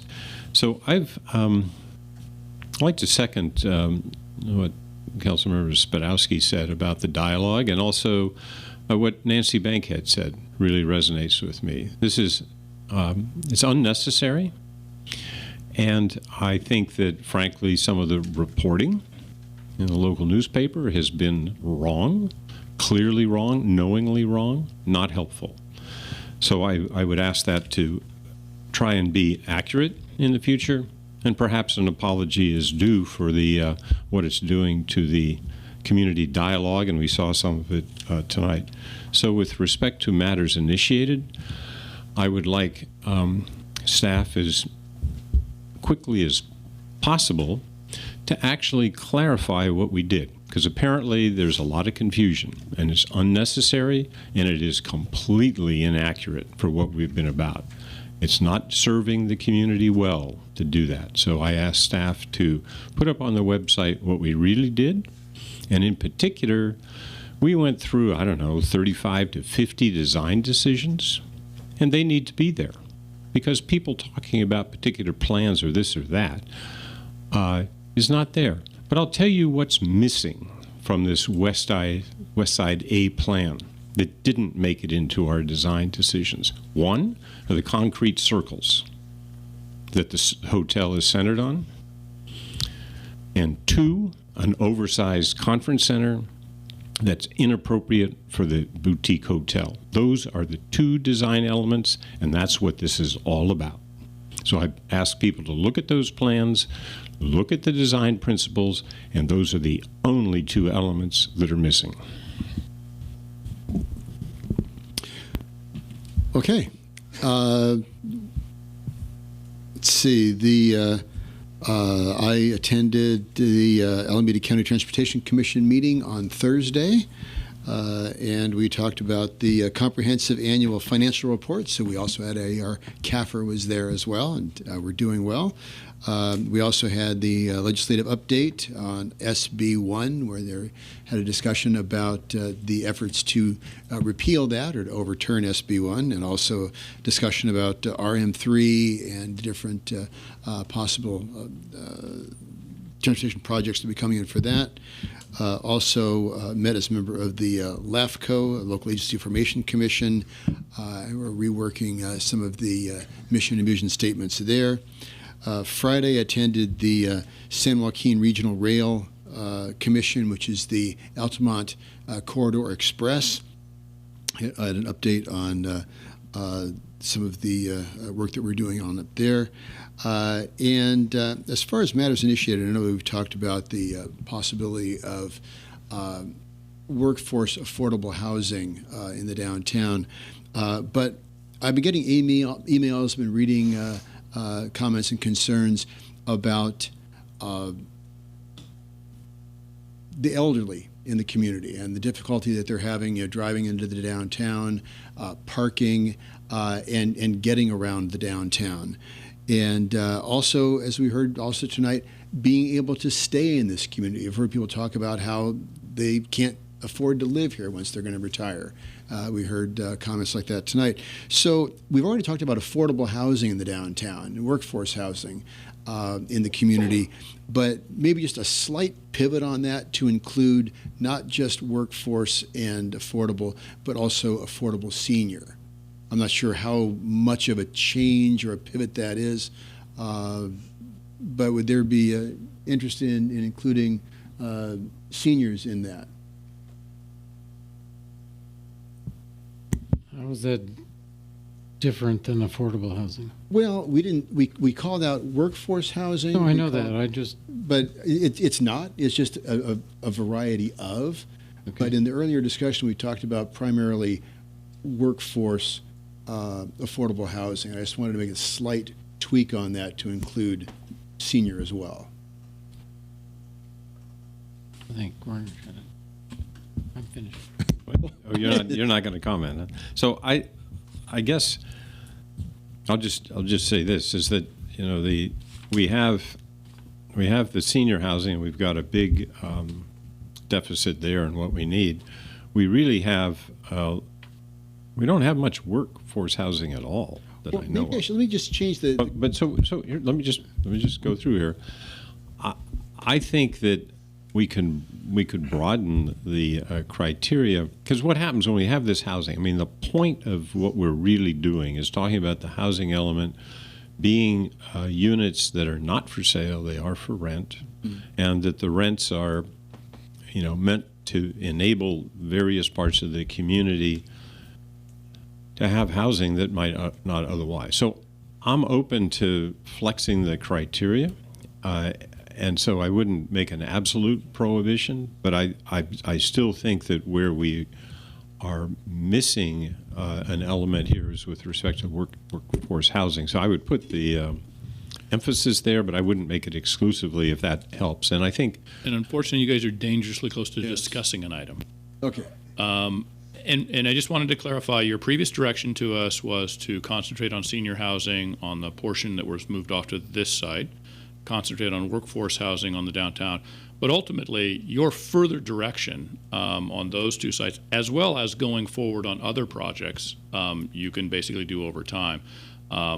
Because essentially, it's the affordability which is the key component about that. The actual target populations are relatively easy to implement as projects actually are developed. So I guess my point would be to not exclude. Fair enough. It would be affordable housing, but not to the affordable and workforce housing, but not to the exclusion of seniors. Maybe that's a better way to put it. And we can you can give further direction on that when the item comes back before you. Okay. At that particular point, but we understand at least the comment there. Okay, very good. So we got there. With that, there being no further business coming before the council, one last thing. On December 16th, 7 o'clock in the downtown in front of the Shea Plaza, in front of the Bankhead Theater, Chabad of the Tri-Valley will be hosting their menorah lighting, and they'll have latkes, sufganiot, those really cool little jelly donuts, and hot chocolates. So be down there for that. Great fun. With that, happy holidays, happy Hanukkah, and Merry Christmas. Meeting adjourned. Thank you.